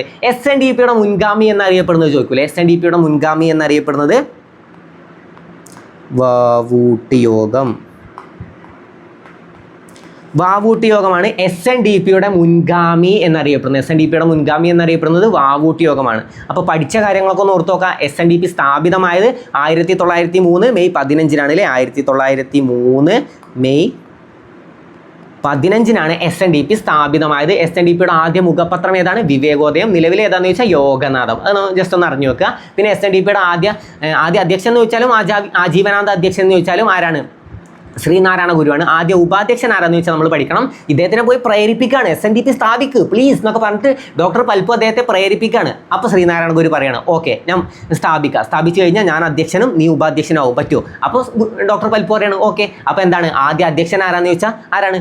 ഞാനല്ല, ശ്രീനാരായണ ഗുരുവാണ്. പിന്നെ ആദ്യ ഉപാധ്യക്ഷൻ ആരാന്ന് ചോദിച്ചാൽ ഡോക്ടർ പൽപ്പു ആണ്. അപ്പോൾ 1903 മെയ് 15 അതും കിട്ടിയല്ലോ. ആദ്യ അധ്യക്ഷനും ഉപാധ്യക്ഷനും കിട്ടി. ആദ്യ സെക്രട്ടറി പഠിക്കണേ കുമാരനാശാനാണ് അല്ലേ? ആശയ ഗംഭീരൻ, സ്നേഹഗായകൻ എന്നൊക്കെ അറിയപ്പെടുന്നത് കുമാരനാശാൻ. 1924 അല്ലേ ബോട്ടപകടത്തിലാണ് കുമാരനാശാൻ മരണപ്പെട്ടത്. അപ്പോൾ ജസ്റ്റ് ഒന്ന് അറിഞ്ഞു വെക്കുക, 1924 ബോട്ടപകടത്തിലാണ് കുമാരനാശാൻ മരണപ്പെട്ടത്. ഈ പോയിന്റ്സ് ഒക്കെ കിട്ടുന്നുണ്ടല്ലോ. ഇത്ര കാര്യങ്ങൾ ക്ലിയർ അല്ലേ? സെറ്റ് അല്ലേ? അപ്പോൾ ശ്രീനാരായണ ഗുരു സെറ്റായില്ലേ? ശ്രീനാരായണ ഗുരു എന്തൊക്കെയാണ്? നാണു ആശാൻ എന്നറിയപ്പെടുന്ന നവോത്ഥാന നായകൻ, നാണയത്തിൽ പ്രത്യക്ഷപ്പെട്ട ആദ്യ മലയാളി, തപാൽ സ്റ്റാമ്പിൽ പ്രത്യക്ഷപ്പെട്ട ആദ്യ മലയാളി, വിദേശ തപാൽ സ്റ്റാമ്പിൽ പ്രത്യക്ഷപ്പെട്ട ആദ്യ മലയാളി എന്നൊക്കെ അറിയപ്പെടുന്നത് ശ്രീനാരായണ ഗുരുവാണ്. ഏതാണ് വിദേശം? ശ്രീലങ്കയാണ്. ഓക്കെ, ശ്രീനാരായണ ഗുരു സന്ദർശിച്ച വിദേശ രാജ്യം ഏതാണെന്ന് ചോദിച്ചാലും ശ്രീലങ്കയാണ് അല്ലേ. ഗാന്ധിജിയും ശ്രീനാരായണ ഗുരുവും തമ്മിൽ കണ്ടുമുട്ടിയത് 1925-ലാണ്. 1922 ആരൊക്കെ കണ്ടുമുട്ടി? ഗാന്ധിജിയും ടാഗോറും തമ്മിൽ കണ്ടുമുട്ടി. അത് നമുക്ക് പഠിക്കാണ്ട്. പിന്നെ നമുക്ക് ഏത് പഠിക്കാണ്ട്? 1882 ആരൊക്കെ തമ്മിൽ കണ്ടുമുട്ടി? ചട്ടമ്പി സ്വാമികൾ കണ്ടുമുട്ടി. പിന്നെ 1888 ചരിത്ര പ്രസിദ്ധമായ എന്തോ നടന്നു. എന്താണ് നടന്നത്? അരുവിപ്പുറം ശിവപ്രതിഷ്ഠ നടന്നു അല്ലേ. അരുവിപ്പുറം ശിവപ്രതിഷ്ഠ നടന്നത് എപ്പോഴാണ്? 1888-ലാണ്. അരുവിപ്പുറം ശിവപ്രതിഷ്ഠക്കുള്ള വിഗ്രഹക്കല്ല് കണ്ടെടുത്ത എവിടെ നിന്നാന്ന് ചോദിച്ചാൽ നെയ്യാറിലെ ശങ്കരൻകുഴിയിൽ നിന്നാണ്. അരുവിപ്പുറം പ്രതിഷ്ഠയിലൂടെ ഗുരു മുന്നോട്ട് വെച്ച ആശയമാണ് എന്താണ്? അല്ല, കണ്ണാടി പ്രതിഷ്ഠയിലൂടെ ഗുരു മുന്നോട്ട് വെച്ച ആശയമാണ് അഹം ബ്രഹ്മാസ്മി. അഹം ബ്രഹ്മാസ്മി അല്ലേ. അഹം ബ്രഹ്മാസ്മി പറഞ്ഞാൽ you are your self God. നമ്മൾ കണ്ണാടി നോക്കി പറയാണ് you are your self God. കണ്ണാടി നോക്കിയിട്ടാണ് ആരാധിക്കുന്നത്. അപ്പോൾ എന്താണ്? You are your self God. മനസ്സാണ് ദൈവം എന്ന് പറഞ്ഞത് ആരാണ്? അത് ബ്രഹ്മാനന്ദ ശിവയോഗിയാണ് കേട്ടോ. ജസ്റ്റ് അറിഞ്ഞു വെക്കുക. നിരീശ്വരവാദികളുടെ ഗുരു എന്നറിയപ്പെടുന്ന ബ്രഹ്മാനന്ദ ശിവയോഗിയാണ് പറഞ്ഞത് മനസ്സാണ് ദൈവം. ഓക്കെ, അപ്പോൾ അതൊക്കെ ജസ്റ്റ് ഒന്ന് അറിഞ്ഞു വെക്കുക. 1888 വർഷം മറക്കരുത്. 1888 അരുവിപ്പുറം പ്രതിഷ്ഠ നടന്ന വർഷം. 1887 അരുവിപ്പുറം ക്ഷേത്രം പണി കഴിപ്പിച്ച വർഷം. ഇത്ര കാര്യങ്ങളൊക്കെ ഒന്ന് ഓർത്തു വെക്കുക. ഇനി ഏതെങ്കിലും നമ്മൾ പറയാൻ വിട്ടുപോയോ? അപ്പോൾ എല്ലാതും ഒന്ന് റിപ്പീറ്റ് ചെയ്ത് നല്ല രീതിയിൽ മനസ്സിൽ സെറ്റാക്കി വെക്കുക. അടുത്ത ചോദ്യം, കേരളത്തിൽ പശ്ചിമഘട്ടം അറിയപ്പെടുന്ന പേര്. കേരളത്തിൽ പശ്ചിമഘട്ടം അറിയപ്പെടുന്ന പേര് നീലഗിരി ആണോ? നീലഗിരി. കർണാടകയിലും തമിഴ്നാട്ടിലുമാണ് ചോദ്യമെങ്കിൽ നീലഗിരി ശരിയാണ്. പക്ഷേ ഇവിടെ ചോദ്യം കേരളത്തിലല്ലേ. കേരളത്തിൽ സഹ്യപർവ്വതം എന്നാണ് അറിയപ്പെടുന്നത്. അപ്പോൾ കേരളത്തിൽ പശ്ചിമഘട്ടം അറിയപ്പെടുന്നത് എന്താണ്? സഹ്യപർവ്വതം. എന്താണ്? സഹ്യപർവ്വതം. സഹ്യപർവ്വതം എന്നാണ് കേരളത്തിൽ പശ്ചിമഘട്ടം അറിയപ്പെടുന്നത്. ഓക്കെ, പശ്ചിമഘട്ടം അറിയപ്പെടുന്നത് സഹ്യപർവ്വതം എന്നാണ്. ഈ വടക്കൊക്കെ എന്താണ് അറിയപ്പെടുന്നത്? വടക്കൊക്കെ സഹ്യാദ്രി എന്നാണ് അറിയപ്പെടുന്നത്. വടക്ക് എന്താണ് അറിയപ്പെടുന്നത്? സഹ്യാദ്രി എന്നും അറിയപ്പെടുന്നത്. അപ്പോൾ സഹ്യപർവ്വതം എന്നറിയപ്പെടുന്നത് എവിടെയാണ്? കേരളത്തിലാണ്. ഇനി നമുക്ക് കുറച്ച് കാര്യങ്ങൾ പഠിക്കാം. എത്ര കിലോമീറ്റർ ഉണ്ട്? എത്ര കിലോമീറ്റർ വ്യാപിച്ച് കിടക്കുന്നുണ്ട്? 1600 കിലോമീറ്റർ. എവിടെ തൊട്ടിട്ടാണ്? ഗുജറാത്ത് മുതലാണ് അല്ലേ. ഗുജറാത്ത് മുതൽ കന്യാകുമാരി വരെ. ഗുജറാത്ത് മുതൽ കന്യാകുമാരി വരെ വ്യാപിച്ച് കിടക്കുന്നുണ്ട് പശ്ചിമഘട്ടം. ഓക്കെ, ഗുജറാത്ത് മുതൽ കന്യാകുമാരി വരെ എത്ര കിലോമീറ്റർ ഉണ്ട്? ജസ്റ്റ് ഒന്ന് അറിഞ്ഞു വെച്ചോ. 1600 കിലോമീറ്റർ ആണ്. ഓക്കെ, അപ്പോൾ അത് കിട്ടി. പിന്നെന്താണ്? യുനെസ്കോ അല്ലേ. യുനെസ്കോ ലോക പൈതൃക പട്ടികയിൽ ഉൾപ്പെടുത്തിയത് എപ്പോഴാണെന്ന് ചോദിച്ചാൽ എപ്പോഴാണ്? യുനെസ്കോ 2012-ലാണ്. 2012 ജൂലൈ 1-നാണ്. 2012 ജൂലൈ 1-നാണ് യുനെസ്കോ ലോക പൈതൃക പട്ടികയിൽ ഉൾപ്പെടുത്തിയത്. പശ്ചിമഘട്ടത്തിലെ ലോക പൈതൃക പട്ടികയിൽ ഉൾപ്പെടുത്തിയത് എപ്പോഴാണെന്ന് ചോദിച്ചാൽ 2012 ജൂലൈ 1-നാണ്. 2012 ജൂലൈ 1. 1600 കിലോമീറ്റർ ഉണ്ട് നമ്മൾ പഠിച്ചു അല്ലേ. 1600 കിലോമീറ്റർ ഉണ്ട്. പിന്നെ ഇന്ത്യയുടെ പടിഞ്ഞാറ് ഭാഗത്താണ് സ്ഥിതി ചെയ്യുന്നത്. അതൊക്കെ ജസ്റ്റ് ഒന്ന് അറിഞ്ഞു നോക്കുക. ഇന്ത്യയുടെ പടിഞ്ഞാറ് ഭാഗത്താണ്. ഇന്ത്യയുടെ പടിഞ്ഞാറ്. ഓക്കെ, ഇന്ത്യയുടെ പടിഞ്ഞാറ് ഭാഗത്താണ് സ്ഥിതി ചെയ്യുന്നത്. വടക്കൊക്കെ എന്ത് പേരിലാണ്? വടക്കൻ സംസ്ഥാനങ്ങളിലൊക്കെ എന്ത് പേരിലാണ് അറിയപ്പെടുന്നത്? എന്താണ്? സഹ്യാദ്രി എന്നും. കേരളത്തിൽ എന്താണ്? സഹ്യപർവ്വതം എന്നും അല്ലേ. സഹ്യപർവ്വതം എന്നും. സഹ്യന്റെ മകൻ കേട്ടിട്ടുണ്ടോ? സഹ്യന്റെ മകൻ ആരുടെ കൃതിയാന്ന് ചോദിക്കും. സഹ്യന്റെ മകൻ. സഹ്യന്റെ മകൻ ആരുടെയാണ്? വൈലോപ്പള്ളിയുടെയാണ്. Okay, Vyloppilli. Okay, Vyloppilli just ഒന്ന് അറിഞ്ഞു വെക്കുക. വൈലോപ്പള്ളിയുടെയാണ് സഹ്യന്റെ മകൻ എന്ന കൃതി. അപ്പോൾ നീലഗിരി എന്നറിയപ്പെടുന്നത് എവിടെയാണ്? കർണാടകയിലും തമിഴ്നാട്ടിലൊക്കെ എന്താണ് പശ്ചിമഘട്ടം അറിയപ്പെടുന്നത്? നീലഗിരി മലകൾ എന്നാണ് അറിയപ്പെടുന്നത്. തമിഴ്നാട്ടിലും കർണാടകയിലൊക്കെ എന്താണ്? നീലഗിരി മലകൾ എന്നാണ് അറിയപ്പെടുന്നത്. ഇനി പശ്ചിമഘട്ടത്തെക്കുറിച്ച് പഠിക്കാൻ ഒരു കമ്മീഷനെ നിയമിച്ചിട്ടുണ്ടല്ലോ. പശ്ചിമഘട്ടത്തെക്കുറിച്ച് പഠിക്കാൻ നിയമിച്ച കമ്മീഷനാണ് ഏതാണ്? ഗാഡ്ഗിൽ കമ്മിറ്റിയിലെ ഗാഡ്ഗിൽ. എപ്പോഴാണ് റിപ്പോർട്ട് സമർപ്പിച്ചതെന്നൊന്ന് എഴുതി വെച്ചോ. 2011 ഓഗസ്റ്റ് 31-നാണ്. 2011 ഓഗസ്റ്റ് 31-നാണ് ഗാഡ്ഗിൽ റിപ്പോർട്ട് സമർപ്പിച്ചത്. ഓക്കെ, ഗാഡ്ഗിൽ റിപ്പോർട്ട് സമർപ്പിച്ചത്. ഇത് കേന്ദ്രം എന്താണ് രൂപീകരിച്ച കമ്മിറ്റിയാണ് അല്ലേ. കേന്ദ്രം രൂപീകരിച്ച കമ്മിറ്റിയാണ്. നമ്മുടെ സംസ്ഥാനത്തിന് ഒരു കമ്മിറ്റി ഉണ്ട് പശ്ചിമഘട്ടത്തെക്കുറിച്ച് പഠിക്കാൻ. സംസ്ഥാനം ഒരു കമ്മിറ്റി രൂപീകരിച്ചിട്ടുണ്ട്. അതേതാണ്? ഉമ്മൻ കമ്മിറ്റി അല്ലേ. ഉമ്മൻ കമ്മിറ്റി. അതൊക്കെ നമുക്ക് പഠിക്കാം. ഇവിടെ ഈ വർഷം ഒന്ന് പഠിച്ചു വെച്ചോ. ഇവിടെ നമ്മൾ എന്താണ്? ഇത് റിപ്പോർട്ട് സമർപ്പിച്ചതാണ് 2011. നിങ്ങൾ ഒറ്റ വർഷം പഠിച്ചാൽ മതി. വർഷം മീൻസ് ഗാഡ്ഗിൽ കമ്മിറ്റി രൂപീകരിച്ച വർഷം ചോദിക്കുകയാണെങ്കിൽ ഇതാണ് ഉത്തരം. 2010 ഓക്കെ, ഗാഡ്ഗിൽ കമ്മിറ്റി രൂപീകരിച്ചത് 2010-ലാണ്. 2010-ലാണ്. അപ്പോൾ 2011 ഓഗസ്റ്റ് 31-നാണ് ഗാഡ്ഗിൽ റിപ്പോർട്ട് സമർപ്പിച്ചത് അല്ലേ. പശ്ചിമഘട്ടത്തെക്കുറിച്ച് പഠിക്കാൻ കേന്ദ്രം നിയമിച്ച കമ്മീഷൻ അല്ലേ. കേന്ദ്ര ഗവൺമെൻറ് നിയമിച്ച കമ്മീഷൻ ഏതാണെന്ന് ചോദിച്ചാൽ ഏതാണ്? ഗാഡ്ഗിൽ കമ്മിറ്റിയാണ്. ഓക്കെ, ഇനി നമുക്ക് വേറൊരു കമ്മിറ്റി പഠിക്കാണ്ടല്ലോ. കസ്തൂരി രംഗൻ അല്ലേ. കസ്തൂരി രംഗൻ കമ്മിറ്റി. കസ്തൂരി രംഗൻ കമ്മിറ്റി എപ്പോഴാണ്? 2010 2013 അല്ലേ, 2013 ഏപ്രിലാണ്, 2013 ഏപ്രിൽ 15 ഓക്കെ. മറ്റേത് ഓഗസ്റ്റ് 11 അല്ല, ഓഗസ്റ്റ് 31 അല്ലേ, 2011 ഓഗസ്റ്റ് 31, ഇത് 2013 ഏപ്രിൽ 15. ഇതെന്തിനാണ്? കസ്തൂരി രംഗൻ കമ്മിറ്റി എന്തിനായിരുന്നു? ഗാഡ്ഗിൽ റിപ്പോർട്ടിനെ കുറിച്ച് പഠിക്കാൻ നിയമിച്ച കമ്മീഷനാണ് ഏത്? കസ്തൂരി രംഗൻ കമ്മിറ്റി. ഗാഡ്ഗിൽ റിപ്പോർട്ടിനെ പറ്റി പഠിക്കാൻ, ഗാഡ്ഗിൽ ഒരു റിപ്പോർട്ട് സമർപ്പിച്ചു, ആ റിപ്പോർട്ടിനെ പറ്റി പഠിക്കാൻ നിയമിച്ച കമ്മീഷനാണ് ഏത്? കസ്തൂരി രംഗൻ കമ്മിറ്റി. അത് 2013 ഏപ്രിൽ 15 റിപ്പോർട്ട് സമർപ്പിച്ചത്. അപ്പോൾ കസ്തൂരി രംഗൻ കമ്മിറ്റി രൂപീകരിച്ചത് എപ്പോഴാണെന്ന് ചോദിച്ചാൽ 2012. നേരെ ഒരു വർഷം മുമ്പ് നിങ്ങൾ പഠിച്ചു വെച്ചാൽ മതി, ജസ്റ്റ് ഒരു വർഷം മുമ്പാണെന്ന് ജസ്റ്റ് ഒന്ന് ഓർത്ത് വെച്ചാൽ മതി. പിന്നെ നമ്മുടെ സംസ്ഥാനത്തിൻ്റെ കമ്മിറ്റി ഏതാണെന്ന് ചോദിച്ചാൽ ഉമ്മൻ കമ്മിറ്റി, ഉമ്മൻ ഓക്കെ. ഉമ്മൻ കമ്മിറ്റിയാണ് സംസ്ഥാന കമ്മിറ്റി, ഉമ്മൻ കമ്മിറ്റി ഓക്കെ. അത് ഈ പേരെന്ന് അറിഞ്ഞു വെക്കുക, ഉമ്മൻ കമ്മിറ്റിയാണ് സംസ്ഥാന കമ്മിറ്റി. പിന്നെ ഗാഡ്ഗിൽ കമ്മിറ്റി കേന്ദ്രം എപ്പോഴാണ്? 2010 രൂപീകരിച്ചത്. 2011 ഓഗസ്റ്റ് 31 അല്ലേ, 2011 ഓഗസ്റ്റ് 31 റിപ്പോർട്ട് സമർപ്പിച്ചത്. 2011 2011 ഓഗസ്റ്റ് 31. പിന്നെ ഈ കമ്മിറ്റിയുടെ റിപ്പോർട്ടിനെ പറ്റി പഠിക്കാൻ വേണ്ടി ഒരു കമ്മിറ്റിയും കൂടി രൂപീകരിച്ചു, അതാണ് കസ്തൂരി രംഗൻ. അതെപ്പോഴാണ്? 2012 വന്നു, 2013 അല്ലേ, 2013 എന്നാണ്, 2013 ഏപ്രിൽ 15 റിപ്പോർട്ട് സമർപ്പിച്ചത്. അപ്പോൾ അതൊക്കെ ഒന്ന് അറിഞ്ഞു വെക്കുക. പിന്നെ നമ്മുടെ സംസ്ഥാനത്തിൻ്റെ കമ്മിറ്റി ഏതാണെന്ന് ചോദിച്ചാൽ അതേതാണ്? Oommen committee okay. പശ്ചിമഘട്ടത്തിൻ്റെ ദൂരം എത്രയാണ്? 1600 കിലോമീറ്റർ, 1600 കിലോമീറ്റർ. ഇനി പശ്ചിമഘട്ടത്തിൻ്റെ റാണി എന്നറിയപ്പെടുന്ന സസ്യം ഏതാണ്? പശ്ചിമഘട്ടത്തിൻ്റെ റാണി എന്നറിയപ്പെടുന്ന സസ്യം ഏത് എന്ന് ചോദിക്കും. നമുക്കറിയാം, നീലക്കുറിഞ്ഞിയാണ്, അല്ലേ, നീലക്കുറിഞ്ഞിയാണ് പശ്ചിമഘട്ടത്തിൻ്റെ റാണി എന്നറിയപ്പെടുന്നത്. പശ്ചിമഘട്ടത്തിൻ്റെ റാണി എന്നറിയപ്പെടുന്നത് സസ്യം ഏതാണെന്ന് ചോദിച്ചാൽ നീലക്കുറിഞ്ഞിയാണ്. എന്നാൽ പശ്ചിമഘട്ടത്തിൻ്റെ റാണി എന്നറിയപ്പെടുന്ന ഹിൽ സ്റ്റേഷൻ ഏതാണെന്ന് ചോദിച്ചാൽ നമ്മുടെ ഊട്ടിയാണ്, അല്ലേ. ആദ്യം ഉദകമംഗലം എന്നറിയപ്പെട്ടിരുന്ന നമ്മുടെ ഊട്ടിയാണ് പശ്ചിമഘട്ടത്തിൻ്റെ റാണി എന്നറിയപ്പെടുന്ന ഹിൽ സ്റ്റേഷൻ. പശ്ചിമഘട്ടത്തിൻ്റെ റാണി എന്നറിയപ്പെടുന്ന സസ്യമാണ് ഏതാണ്? നീലക്കുറിഞ്ഞി. നീലക്കുറിഞ്ഞിയുടെ ശാസ്ത്രീയ നാമം ഒന്ന് എഴുതി വെച്ചോ,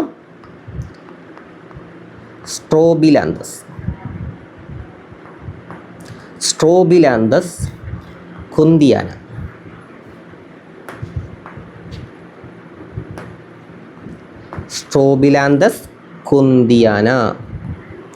സ്ട്രോബിലാന്തസ് കുന്തിയാന എന്നാണ് എന്താ? നീലക്കുറിഞ്ഞിയുടെ ശാസ്ത്രീയ നാമം. നീലക്കുറിഞ്ഞിയുടെ ശാസ്ത്രീയ നാമം എന്താണ്? സ്ട്രോബിലാന്തസ് കുന്തിയാന. നീലക്കുറിഞ്ഞിയുടെ ശാസ്ത്രീയ നാമമാണ് സ്ട്രോബിലാന്തസ് കുന്തിയാന. ഏറ്റവും കൂടുതൽ കാണപ്പെടുന്ന സസ്തനി ഏതാണെന്നൊക്കെ ചോദിച്ചാൽ അത് വവ്വാലാണ് കേട്ടോ. പഴവവ്വാൽ, വാലൻ വവ്വാൽ എന്നൊക്കെ അറിയപ്പെടുന്ന വവ്വാലുകളാണ് എവിടെ? പശ്ചിമഘട്ടത്തിൽ ഏറ്റവും കൂടുതൽ കാണപ്പെടുന്നത്. അതൊക്കെ ജസ്റ്റ് ഒന്ന് അറിഞ്ഞു വെക്കുക. ഇവിടെ എന്താണ്? സ്ട്രോബിലാന്തസ് കുന്തിയാന എന്തിൻ്റെ ശാസ്ത്രീയ നാമമാണ്? നീലക്കുറിഞ്ഞിയുടെ ശാസ്ത്രീയ നാമമാണ്. നമുക്ക് ഒരുപാട് ശാസ്ത്രീയ നാമങ്ങൾ പഠിക്കാനുണ്ടല്ലോ. ഏതൊക്കെ ഓർമ്മയുണ്ട് നോക്കാം. നമ്മുടെ മയിലിൻ്റെ ശാസ്ത്രീയ നാമം എന്താ? മയിലിൻ്റെ ശാസ്ത്രീയ നാമം കോക്കോസ് ന്യൂസിഫറ അല്ലേ, അല്ലേ, അല്ല. കോക്കോസ് ന്യൂസിഫറ എന്താണ്? കോക്കനറ്റിൻ്റെയാണ് കോക്കോസ് ന്യൂസിഫറ ഏതാണ്? കോക്കനറ്റിൻ്റെയാണ്. അത് കോക്കോസ് ആയി തന്നെ കിട്ടും, കോക്കോ അല്ലേ, കോക്കനറ്റിൻ്റെയാണ്, ആയി തന്നെ കണക്ഷൻ കിട്ടും അല്ലേ, കോക്കോസ് ന്യൂസിഫറ. മയിലിൻ്റെ പാവോ ക്രിസ്റ്റാറ്റസ് ആണ് ഞാൻ പറഞ്ഞു തന്നിട്ടുണ്ട്. മയിൽ ആളൊരു പാവമാണെന്ന് പറഞ്ഞു തന്നിട്ടുണ്ട് അല്ലേ. മയിൽ ആളൊരു പാവമാണെന്ന് കണക്ട് ചെയ്ത് വെച്ചാൽ എന്ത് കിട്ടും? പാവോ ക്രിസ്റ്റാറ്റസ് കിട്ടും. പാവോ ക്രിസ്റ്റാറ്റസ് ആണ് മയിലിൻ്റെ ശാസ്ത്രീയ നാമം. കോക്കോ അത് വെച്ചിട്ട് കോക്കനറ്റ് കണക്ട് ചെയ്യുക, കോക്കോസ് ന്യൂസിഫറ അല്ലേ. പിന്നെ ഏതാണ്? Cassia fistula. ഏതിൻ്റെയാണ്? കാസിയ ഫിസ്റ്റുല ഏതിൻ്റെയാണ്? ഒന്ന് ആലോചിച്ച് നോക്ക്. കണിക്കൊന്നടയല്ലേ കാസിയ ഫിസ്റ്റുല കണിക്കൊന്നടയാണ്. പിന്നെ നമുക്ക് പഠിക്കാണ്ട് കണിക്കൊന്ന നമ്മുടെ കേരളത്തിൻ്റെ ഔദ്യോഗിക പുഷ്പം. നമ്മുടെ ദേശീയ പുഷ്പം ഏതാണ്? താമര അല്ലേ. താമരയുടെ എന്താണ്? Nelumbo nucifera.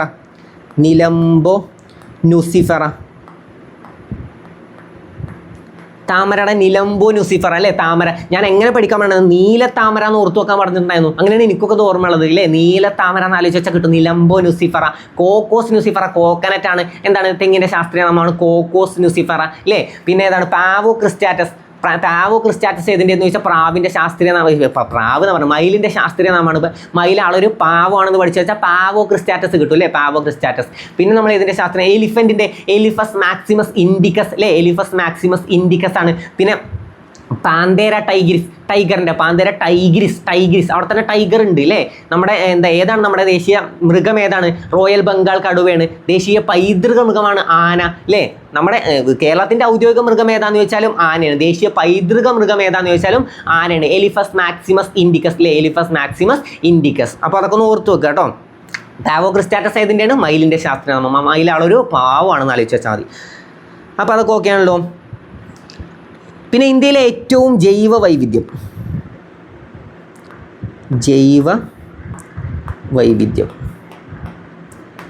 ഇന്ത്യയിലെ ഏറ്റവും ജൈവ വൈവിധ്യമുള്ളത് പശ്ചിമഘട്ടമാണ്. ഇന്ത്യയിലെ ഏറ്റവും ജൈവ വൈവിധ്യമുള്ള മലനിരകൾ ഏതാണെന്ന് ചോദിച്ചാൽ പശ്ചിമഘട്ട മലനിരകളാണ്. അപ്പോൾ അതൊക്കെ ജസ്റ്റ് ഒന്ന് അറിഞ്ഞു വെക്കുക. ഏതൊക്കെ കമ്മിറ്റികളാണ്? ഗാഡ്ഗിൽ, പിന്നെ കസ്തൂരി, പിന്നെ ഉമ്മൻ നമ്മുടെ സംസ്ഥാനത്തിൻ്റെ കമ്മിറ്റിയാണ്. കസ്തൂരി രംഗൻ കേന്ദ്രത്തിൻ്റെ കമ്മിറ്റിയാണ്. ഗാഡ്ഗിലും കേന്ദ്രത്തിൻ്റെ കമ്മിറ്റിയാണ്. ഗാഡ്ഗിൽ നിലവിൽ വന്നത് 2010-ലും കസ്തൂരി രംഗൻ നിലവിൽ വന്നത് 2012-ലും. കസ്തൂരി രംഗൻ റിപ്പോർട്ട് സമർപ്പിച്ചത് 2013-ലൊക്കെയാണ്. പിന്നെ ഗാഡ്ഗിൽ റിപ്പോർട്ട് സമർപ്പിച്ചത് 2011-ലാണ്. പിന്നെ ഈ മൂന്നാർ ആലോചിച്ച മൂന്നാർ വെച്ചിട്ട് ഈ പശ്ചിമഘട്ടം 3ആയിട്ട് തിരിയുന്നുണ്ട്. എന്തൊക്കെ ആയിട്ടാണ് തിരിയുന്നത്? ഒന്ന് കിഴക്കോട്ട് എന്താണ്? കിഴക്കോട്ട് പളനിമല, പിന്നെ തെക്കോട്ടാണ് ഏലമല, വടക്കോട്ടാണ് ആനമല. എങ്ങോട്ടാണെന്നൊന്ന് ഓർത്തു വെക്കേണ്ട. നിങ്ങൾ ജസ്റ്റ് ഇതൊന്ന് 3ആയിട്ട് തിരിയുന്നത് എവിടെ നിന്നാൽ ആലോചിച്ച് വെച്ചാൽ മതി. 3ആയിട്ട് മാറുന്നത് 3 പേരുകളിൽ അറിയപ്പെടുന്നത് എവിടെ വെച്ചിട്ടാണ്? പശ്ചിമഘട്ടം മൂന്നാറിൽ വെച്ചിട്ടാണ്. 3 പേര് അന്ന് അധികം ആലോചിക്കേണ്ട കാര്യമൊന്നുമില്ല, അതൊക്കെ നമുക്ക് അവിടെ കിട്ടും. അപ്പോൾ പശ്ചിമഘട്ടം ഏകദേശം ക്ലിയർ ആയല്ലോ. ഓക്കെ, എപ്പോഴാണ് പശ്ചിമഘട്ടം യുനെസ്കോൻ്റെ പൈതൃക പട്ടികയിൽ ഉൾപ്പെട്ടതെന്ന് ചോദിച്ചാൽ 2012-ലാണ്. 2012 ജൂലൈ 1-നാണ് ലോക പൈതൃക പട്ടികയിൽ ഉൾപ്പെട്ടത്. അപ്പോൾ അതൊക്കെ ഒന്ന് ഓർത്തു വെക്കുക. ഇനി മഴവില്ലിന് കാരണമായ പ്രതിഭാസം. ഈ പ്രതിഭാസങ്ങളും കുറച്ച് കാരണങ്ങളും നമുക്കൊന്ന് പഠിച്ചു വെക്കാം കേട്ടോ. മഴവില്ലിന് കാരണമായ പ്രതിഭാസം ഏതെന്ന് ചോദിച്ചാൽ അത് ഏതാണ്? അത് പ്രകീർണനമാണ്. മഴവില്ലിന് കാരണമായ പ്രതിഭാസം ഏതാന്ന് ചോദിച്ചാൽ അത് പ്രകീർണനമാണ്. പ്രകീർണനം. ഓക്കെ, പ്രകീർണനം. മഴവില്ലിൻ്റെ പ്രതിഭാസം കണ്ടെത്തിയതാരാ? ഇതാണ് മഴവില്ലിനുള്ള കാരണം എന്നുള്ളത് കണ്ടെത്തിയതാരാണ്? നമ്മുടെ സർ ഐസക് ന്യൂട്ടനാണ്.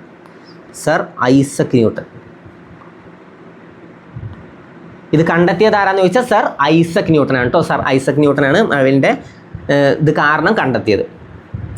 പിന്നെ നമുക്ക് ഏതൊക്കെ പഠിക്കണം? എന്താണ് പ്രകാശത്തെക്കുറിച്ചുള്ള പഠനം എന്ത് പേരിലാണ് അറിയപ്പെടുന്നത്? ഒപ്റ്റിക്സ് അല്ലേ.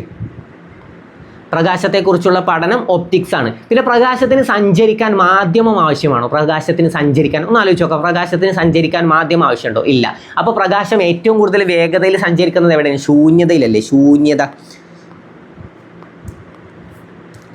ശൂന്യതയിലാണ് പ്രകാശം ഏറ്റവും കൂടുതൽ വേഗത്തിൽ സഞ്ചരിക്കുന്നത്. 3 × 10⁸ മീറ്റർ/സെക്കൻഡ് അല്ലേ. ശൂന്യതയിലാണ് പ്രകാശത്തിന് ഏറ്റവും കൂടുതൽ വേഗത ഉണ്ടാകും. നമുക്ക് ആലോചിച്ചാൽ മതി. പ്രകാശം മാധ്യമം ഒന്നും വേണ്ട, അതിങ്ങനെ സഞ്ചരിച്ചു വരും. അതിന് പ്രത്യേകിച്ച് ശബ്ദത്തിന് മാധ്യമം ആവശ്യമാണ് അല്ലേ. പ്രകാശത്തിന് മാധ്യമം ആവശ്യമില്ല. പ്രകാശത്തെക്കുറിച്ചുള്ള പഠനമാണ് ഒപ്റ്റിക്സ് അല്ലേ. പിന്നെ പ്രകാശത്തിന് ഏറ്റവും കുറവ് വേഗത എവിടെയെന്ന് ചോദിച്ചാൽ അത് വജ്രത്തിലാണ്. വജ്രം 1 ഇവിടെ ഒരു പോയിന്റ് വരുന്നില്ല.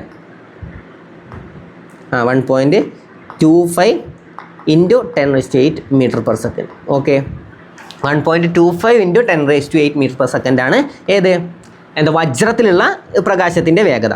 പ്രകാശം എന്ത് തരംഗങ്ങളാണെന്ന് ചോദിക്കും?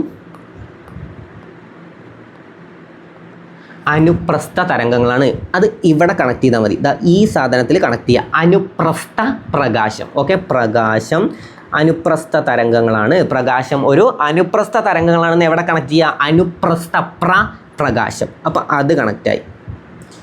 ഓക്കെ, ഇനി മഴവില്ലിൽ ഏറ്റവും ആവൃത്തി കൂടിയത്, മഴവില്ലിൽ ഏതൊക്കെ കളറുള്ളത് നമുക്കറിയാമല്ലോ അല്ലേ. വിബ്ജിയോർ. അതിൽ ഏറ്റവും ആവൃത്തി കൂടിയ കളർ ഏതാണെന്ന് ചോദിച്ചാൽ അത് വയലറ്റ് ആണ്. ഓക്കെ, വയലറ്റ് ആണ് മഴവില്ലിൽ ഏറ്റവും ആവൃത്തി കൂടിയ കളർ. എന്നാൽ തരംഗ ദൈർഘ്യം ഏറ്റവും കൂടുതൽ റെഡിനാണ്, ചുവപ്പ്. അപ്പോൾ നമുക്ക് വേറൊരു കാര്യം അവിടെ പഠിക്കാണ്ട്. ആവൃത്തി ഏറ്റവും കൂടിയത് വയലറ്റിനാണെങ്കിൽ ഏറ്റവും കുറവായിരിക്കുക റെഡിനാണ്.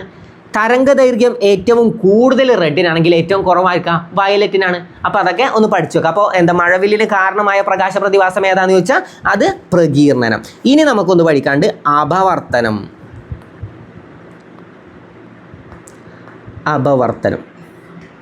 എന്താണ് ഈ നമുക്ക് പഠിക്കാമല്ലേ, പെൻസിലൊക്കെ ഈ വെള്ളത്തിൽ കുത്തിവെച്ചാൽ ഒന്ന് വേറിട്ട് നിൽക്കുന്നത് കാണില്ല. അതെന്തിനാ? അത് അപവർത്തനം കാരണമല്ലേ പെൻസില്. പിന്നെ അതുപോലെ തന്നെ മരീചിക, മരുഭൂമിയിൽ മരീചിക കാണില്ല. മരീചിക കാണാം, മരുഭൂമിയിൽ നമുക്ക് ചില സ്ഥലങ്ങളിൽ വെള്ളം ഉണ്ടെന്ന് തോന്നിപ്പോകില്ലേ, അതെന്തിനാ? അത് അപവർത്തനാണ് അല്ലേ, അപവർത്തനം. ഓക്കെ, അപവർത്തനം, മരീചിക. ഈ ഉദാഹരണങ്ങൾ അറിഞ്ഞു വെച്ചാൽ മതി കേട്ടോ. ഈ പ്രകാശ പ്രതിഭാസങ്ങളിൽ മെയിനായിട്ട് ഈ ഉദാഹരണങ്ങളാണ് എപ്പോഴും റിപ്പീറ്റ് ചെയ്ത് ചോദിക്കാറുള്ളത്. അപ്പോൾ മഴവില്ലിന് കാരണമായത് ഏതാണ്? പ്രകീർണനമാണ്. അത് കണ്ടെത്തിയത് ആരാന്ന് ചോദിച്ചാൽ ഐസക് ന്യൂട്ടൺ ആണ് കേട്ടോ. അതും കൂടി ജസ്റ്റ് ഒന്ന് അറിഞ്ഞു വെക്കാം. പിന്നെ മരീചിക, പിന്നെ ഏതാണ്? നക്ഷത്രത്തിൻ്റെ മിന്നൽ, സ്റ്റാർ മിന്നിത്തിളങ്ങുന്നത്.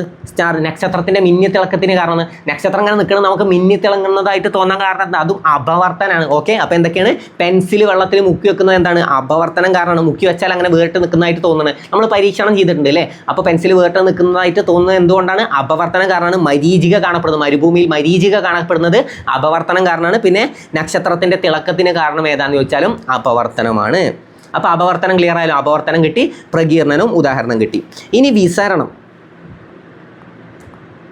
വിസരണത്തിൽ നമ്മൾക്കൊരു ഇന്ത്യക്കാരനെയൊക്കെ പഠിക്കാനുണ്ട്. വിസരണം എന്തൊക്കെയാണ്? ആകാശത്തിൻ്റെ നീല നിറത്തിന് കാരണം, ആകാശനീല. അപ്പോൾ ആകാശത്തിൻ്റെ നീല നിറത്തിന് കാരണം എന്താണെന്ന് ചോദിച്ചാൽ വിസരണമാണ്. ഓക്കെ, ആകാശത്തിൻ്റെ നീല നിറത്തിന് കാരണം ഏതാണെന്ന് ചോദിച്ചാൽ വിസരണം. ആകാശത്തിൻ്റെ നീല നിറത്തിന് കാരണം വിസരണം. പെൻസിൽ എന്താണ്? അപവർത്തനം. മാറരുതേ, പെൻസിൽ അപവർത്തനം. പിന്നെ നക്ഷത്രത്തിൻ്റെ മിന്നിത്തിളക്കം അപവർത്തനം, മരീചിക അപവർത്തനം. അപ്പോൾ എന്തൊക്കെയാണ്? പെൻസിൽ അപവർത്തനം, മരീചിക അപവർത്തനം, പിന്നെ നക്ഷത്രത്തിൻ്റെ മിന്നിത്തിളക്കം അപവർത്തനം. പെൻസിൽ അപവർത്തനം, പിന്നെ എന്താണ്? നക്ഷത്രത്തിൻ്റെ മിന്നിത്തിളക്കം, മരീചിക, അതൊക്കെ അപവർത്തനാണ്. ഇവിടെ നമ്മൾ എന്താണ് പഠിക്കുന്നത്? വിസരണം. ആകാശത്തിൻ്റെ നീല നിറവും കടലിൻ്റെ നീല നിറം, കടൽ. ഓക്കെ, കടലിൻ്റെ നീല നിറത്തിനൊക്കെ കാരണം ഏതാണ്? ഈ ആകാശത്തിന് നീല നിറമാണെന്ന് കണ്ടെത്തിയത് ആരാണ്? നീല നിറത്തിനുള്ള കാരണം കണ്ടെത്തിയത് ആരാണ്? റെയ്ലി പ്രഭു ആണ് അല്ലേ. ആകാശത്തിൻ്റെ നീല നിറത്തിനുള്ള കാരണം കണ്ടെത്തിയത് റെയ്ലി പ്രഭു ആണ്. അത് ജസ്റ്റ് ഒന്ന് അറിഞ്ഞു വെച്ചാൽ മതി കേട്ടോ. ഓക്കെ, റെയ്ലി പ്രഭു ആണ്.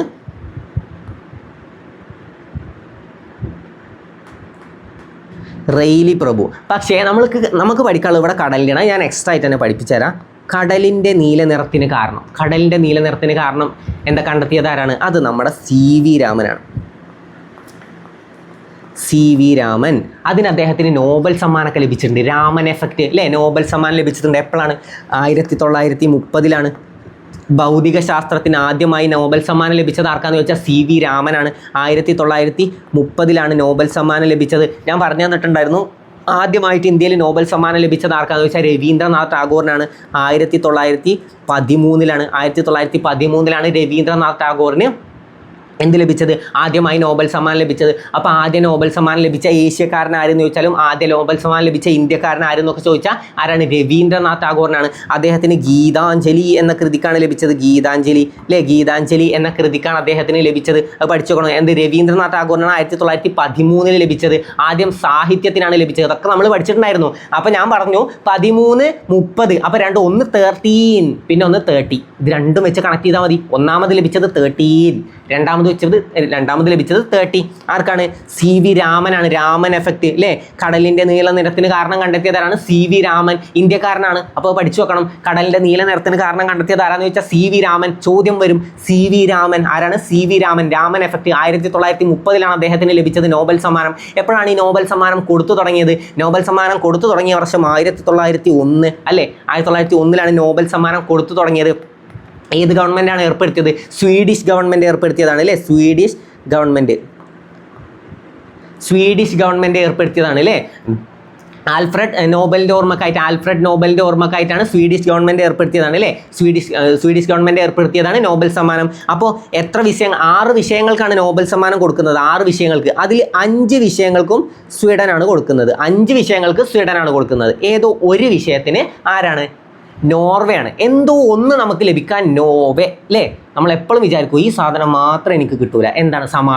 സമാധാനം ലഭിക്കാൻ നോർവേ. അങ്ങനെ ആലോചിച്ചാൽ നമുക്ക് എന്ത് കിട്ടും? നോർവേ ആണ് സമാധാനത്തിനുള്ള നോബൽ സമ്മാനം കൊടുക്കുന്നത്.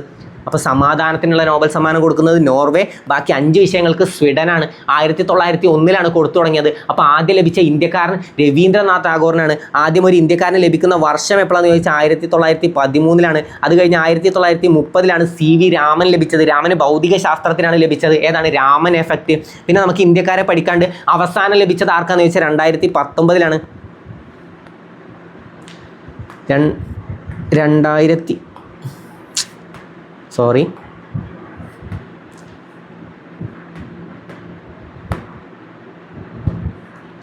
2019 അവസാനമായിട്ട് എന്ത് ലഭിക്കുന്നത്, നോബൽ സമ്മാനം ലഭിക്കുന്നത്. അവസാനം ലഭിച്ചത് ആർക്കാണ്? അഭിജിത്ത് ബാനർജിക്കാണ്. അഭിജിത്ത് ബാനർജിക്കാണ് 2019 സാമ്പത്തിക ശാസ്ത്രത്തിന് നോബൽ സമ്മാനം ലഭിക്കുന്നത്. സാമ്പത്തിക ശാസ്ത്രത്തിനാണ്. 1998 ആർക്കാണ് ലഭിച്ചത്? 1998 അമർത്യ സെൻ. നമ്മൾ പഠിച്ചതാണല്ലേ, 1998 അമർത്യ സെൻ ലഭിച്ചത്. പഠിച്ചോക്കണേ, വളരെ ഇമ്പോർട്ടൻ്റ് ആയിട്ടുള്ള ഒരു പോയിന്റാണ്. അമർത്യ സെന് 1998 ലഭിക്കുന്നത്. പിന്നെ ആർക്ക് ലഭിച്ചു? 2014 നമുക്ക് പഠിക്കാണ്ടല്ലോ, കൈലാഷ് സത്യാർത്ഥി അല്ലെ. 2014 കൈലാഷ് സത്യാർത്ഥിക്കാണ്. ആരുടെ കൂടെയാണ് പങ്കിട്ടത്? പാകിസ്ഥാൻകാരിയായ മലാല യൂസഫ്സായിയുടെ കൂടെ പങ്കിട്ടത് ആരാണ്? രണ്ടാൾക്കും ലഭിച്ചത് സമാധാനത്തിനാണ്. ആരാണ്? കൈലാഷ് സത്യാർത്ഥിയാണ് കേട്ടോ. സമാധാനത്തിന് ലഭിച്ചത് ഒന്ന് പാകിസ്ഥാൻകാരി, പിന്നെ ഒന്ന് ഇന്ത്യക്കാരനായ കൈലാഷ് സത്യാർത്ഥി 2014. അപ്പോൾ നോബൽ സമ്മാനം ലഭിച്ച ഇന്ത്യക്കാരൊക്കെ നമുക്ക് വേറെ പഠിച്ചു പോവുക. പക്ഷേ ഈ ഇമ്പോർട്ടൻ്റ് ആയിട്ടുള്ള പോയിന്റുകൾ നിങ്ങളൊന്ന് അറിഞ്ഞു വെക്കുക. 2014 ആർക്കാണ് ലഭിച്ചതെന്ന് വെച്ചാൽ 2014 ആർക്കാണ്? 2014 കൈലാഷ് സത്യാർത്ഥി, 2019 അഭിജിത്ത് ബാനർജി അല്ലേ. അഭിജിത്ത് ബാനർജിക്ക് ലഭിച്ചത് സാമ്പത്തിക ശാസ്ത്രത്തിനും കൈലാഷ് സത്യാർത്ഥിക്ക് ലഭിച്ചത് സമാധാനത്തിനും. പിന്നെ നമ്മുടെ CV രാമൻ എന്തിനാണ് ലഭിച്ചത്? ഭൗതിക ശാസ്ത്രത്തിനും. പിന്നെ നമ്മുടെ രവീന്ദ്രനാഥ് ടാഗോറിന് ലഭിച്ചത് ഗീതാഞ്ജലി എന്ന കൃതിക്ക്. എന്തിനാണ് ഗീതാഞ്ജലി എന്ന കൃതി? എന്തിൽ പെടും? സാഹിത്യം അല്ലേ. സാഹിത്യത്തിന് ലഭിച്ചത് ആർക്കാണ്? രവീന്ദ്രനാഥ് ടാഗോറിന് 1913. അപ്പോൾ നമ്മളിപ്പോൾ എന്താ പറഞ്ഞിട്ടുണ്ടായിരുന്നത്? വിസരണമാണ് അല്ലേ. വിസരണം. ആകാശത്തിൻ്റെ നീല നിറത്തിനും കടലിൻ്റെ നീല നിറത്തിനും കാരണം എന്താ നമ്മൾ പഠിച്ചു? വിസരണമാണ്. ഇനി നമുക്കൊന്ന് പഠിക്കാണ്ട് വിഭംഗനം. എന്തൊക്കെയാണ്? നിഴലുകൾ ക്രമരഹിതമായി കാണപ്പെടുന്നത്. നിഴലുകൾ ക്രമരഹിതമായി കാണപ്പെടുന്നതിന് കാരണം എന്താണെന്ന് ചോദിച്ചാൽ അത് വിഭംഗനാണ് കേട്ടോ. പിന്നെ സൂര്യൻ്റെ പുറമെ വലയങ്ങൾ ഉള്ളതുപോലെ നമുക്ക് തോന്നില്ല. ഇങ്ങനെ ചെറിയ വലയങ്ങൾ ഉള്ളതുപോലെ നമുക്ക് സൂര്യൻ്റെ പുറമെ തോന്നും. അതെന്താണ്? അതും വിഭംഗനം കാരണമാണ്. സൂര്യൻ്റെ പുറമെ വലയങ്ങൾ ഉള്ളതായിട്ട് തോന്നുന്നത് എന്താണ്? വിഭംഗനം. സൂര്യൻ. ഓക്കെ, സൂര്യൻ്റെ പുറമെ വലയങ്ങൾ ഉള്ളതായിട്ട് തോന്നുന്നത് വിഭംഗനം മൂലമാണ്. ഏത് പ്രകാശ പ്രതിഭാസമാണെന്ന് ചോദിച്ചാൽ വിഭംഗനം. പിന്നെ നമുക്ക് ഇന്റർഫറൻസ്.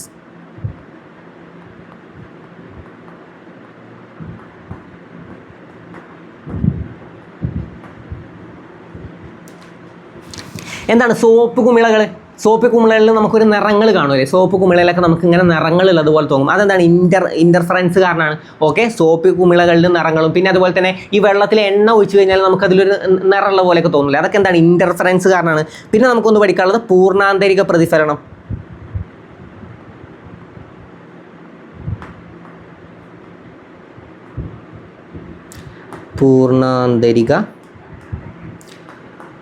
പ്രതിഫലനം എന്താ? വജ്രത്തിൻ്റെ തിളക്കത്തിന് കാരണം. വജ്രത്തിൻ്റെ തിളക്കത്തിന് കാരണം. പിന്നെന്താണ്? എൻഡോസ്കോപ്പി സ്കാനിങ്ങിനൊക്കെ ഉപയോഗിക്കുന്നത്. അത് ഭയങ്കര ഇമ്പോർട്ടൻ്റ് ആണ്.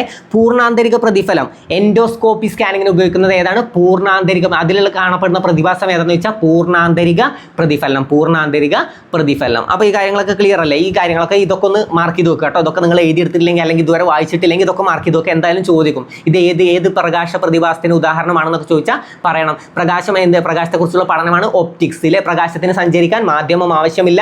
പിന്നെന്താണ്? പിന്നെ നമ്മൾ എന്ത് തരംഗമാണ്? അനുപ്രസ്ഥ തരംഗമാണ് അല്ലേ. അനുപ്രസ്ഥ പ്രകാശം അത് വെച്ച് കണക്ട് ചെയ്യുക. ഏറ്റവും കൂടുതൽ വേഗത ശൂന്യതയിലാണ്, ഏറ്റവും കുറവ് വജ്രത്തിലാണ്. അപ്പോൾ അതൊക്കെ ജസ്റ്റ് ഒന്ന് അറിഞ്ഞു വെക്കുക. കിട്ടാത്ത ഭാഗങ്ങളുണ്ടെങ്കിൽ നല്ല രീതിയിൽ മാർക്ക് ചെയ്ത് പഠിക്കുക. അപ്പോൾ ഇന്നത്തെ ഈ ക്ലാസ് നിങ്ങൾക്ക് ക്ലിയർ ആയി എന്ന് തന്നെ വിശ്വസിക്കുന്നു. ഇന്നത്തെ ക്ലാസ് നിങ്ങൾക്ക് ഉപകാരപ്പെടുമെന്ന് തോന്നുകയാണെങ്കിൽ മാത്രം ഈ ചാനൽ സബ്സ്ക്രൈബ് ചെയ്യുക. അഭിപ്രായങ്ങളൊന്നും പറയാൻ മടിക്കരുത് കേട്ടോ. നിങ്ങളുടെ അഭിപ്രായങ്ങൾ മാത്രമാണ് ഇനിയും കൂടുതൽ ക്ലാസ്സുകൾ ചെയ്യാനുള്ള ഒരു ഊർജ്ജം. ഇനിയും എല്ലാ ദിവസവും ക്ലാസ് എടുക്കാൻ ശ്രമിക്കും. എല്ലാ ദിവസവും തരാൻ എനിക്ക് കഴിയുമെന്ന് ഞാൻ വിചാരിക്കുന്നു. എല്ലാ ദിവസവും ഞാൻ പറ്റുന്ന അത്രയും വേഗത്തിൽ തന്നെ ക്ലാസ്സുകൾ തരാൻ ശ്രമിക്കും. എല്ലാ ദിവസവും എന്തായാലും ക്ലാസ് ഉണ്ടാവും. നമ്മൾ കഴിഞ്ഞ ക്ലാസ്സിൽ പറഞ്ഞ പോലെ 2 ക്ലാസ്സൊന്നും എന്നെ കൊണ്ട് പറ്റില്ല. എന്നാലും ഒരു ദിവസം ഒരു ക്ലാസ് വെച്ച് എല്ലാ ദിവസവും ഞാൻ തരും. പിന്നെ നമ്മുടെ ബാച്ചിലുള്ളവർക്ക് എന്തായാലും അതിൻ്റെ ഓരോ റിവിഷൻ ക്ലാസ്സിൻ്റെയും റിവിഷൻ ടെസ്റ്റുകളും പിന്നെ അത് കഴിഞ്ഞ് നിങ്ങൾ എന്ത് ചെയ്യണം ഓരോ പ്രവർത്തനങ്ങളും ഞാൻ പറഞ്ഞു തന്നുകൊണ്ടിരിക്കും. അതൊക്കെ നല്ല രീതിയിൽ തന്നെ ഫോളോ ചെയ്യുക. അപ്പോൾ ഈ ക്ലാസ് നിങ്ങൾക്ക് ഉപകാരപ്പെട്ടെങ്കിൽ തീർച്ചയായും കമൻറ്റ് ചെയ്യാനും ലൈക്ക് ചെയ്യാനൊന്നും മറക്കരുത്. നിങ്ങളുടെ കമൻറ്റുകളാണ് ഞാൻ പറഞ്ഞു, നിങ്ങളുടെ കമൻറ്റുകളാണ് ഇനിയും കൂടുതൽ ക്ലാസ്സുകളിൽ ചെയ്യാനുള്ളൊരു പ്രചോദനമാകെ ഇതിൽ നിന്ന് കിട്ടുന്നത് നിങ്ങളുടെ കമൻറ്റുകളാണ്. അപ്പോൾ നിങ്ങളുടെ ഓരോ കമൻറ്റുകൾ ഞാൻ വായിക്കുന്നുണ്ട്. അപ്പോൾ ക്ലാസ്സുകൾ നിങ്ങൾക്ക് ഇഷ്ടപ്പെട്ടെങ്കിൽ തീർച്ചയായും ചാനൽ സബ്സ്ക്രൈബ് ചെയ്യുക. നിങ്ങളുടെ അഭിപ്രായങ്ങൾ തീർച്ചയായും കമൻറ്റായി രേഖപ്പെടുത്തുക. അപ്പോൾ ഇതുപോലുള്ള മറ്റൊരു ക്ലാസ്സുമായി നമുക്ക് വീണ്ടും കാണാം. Thank you.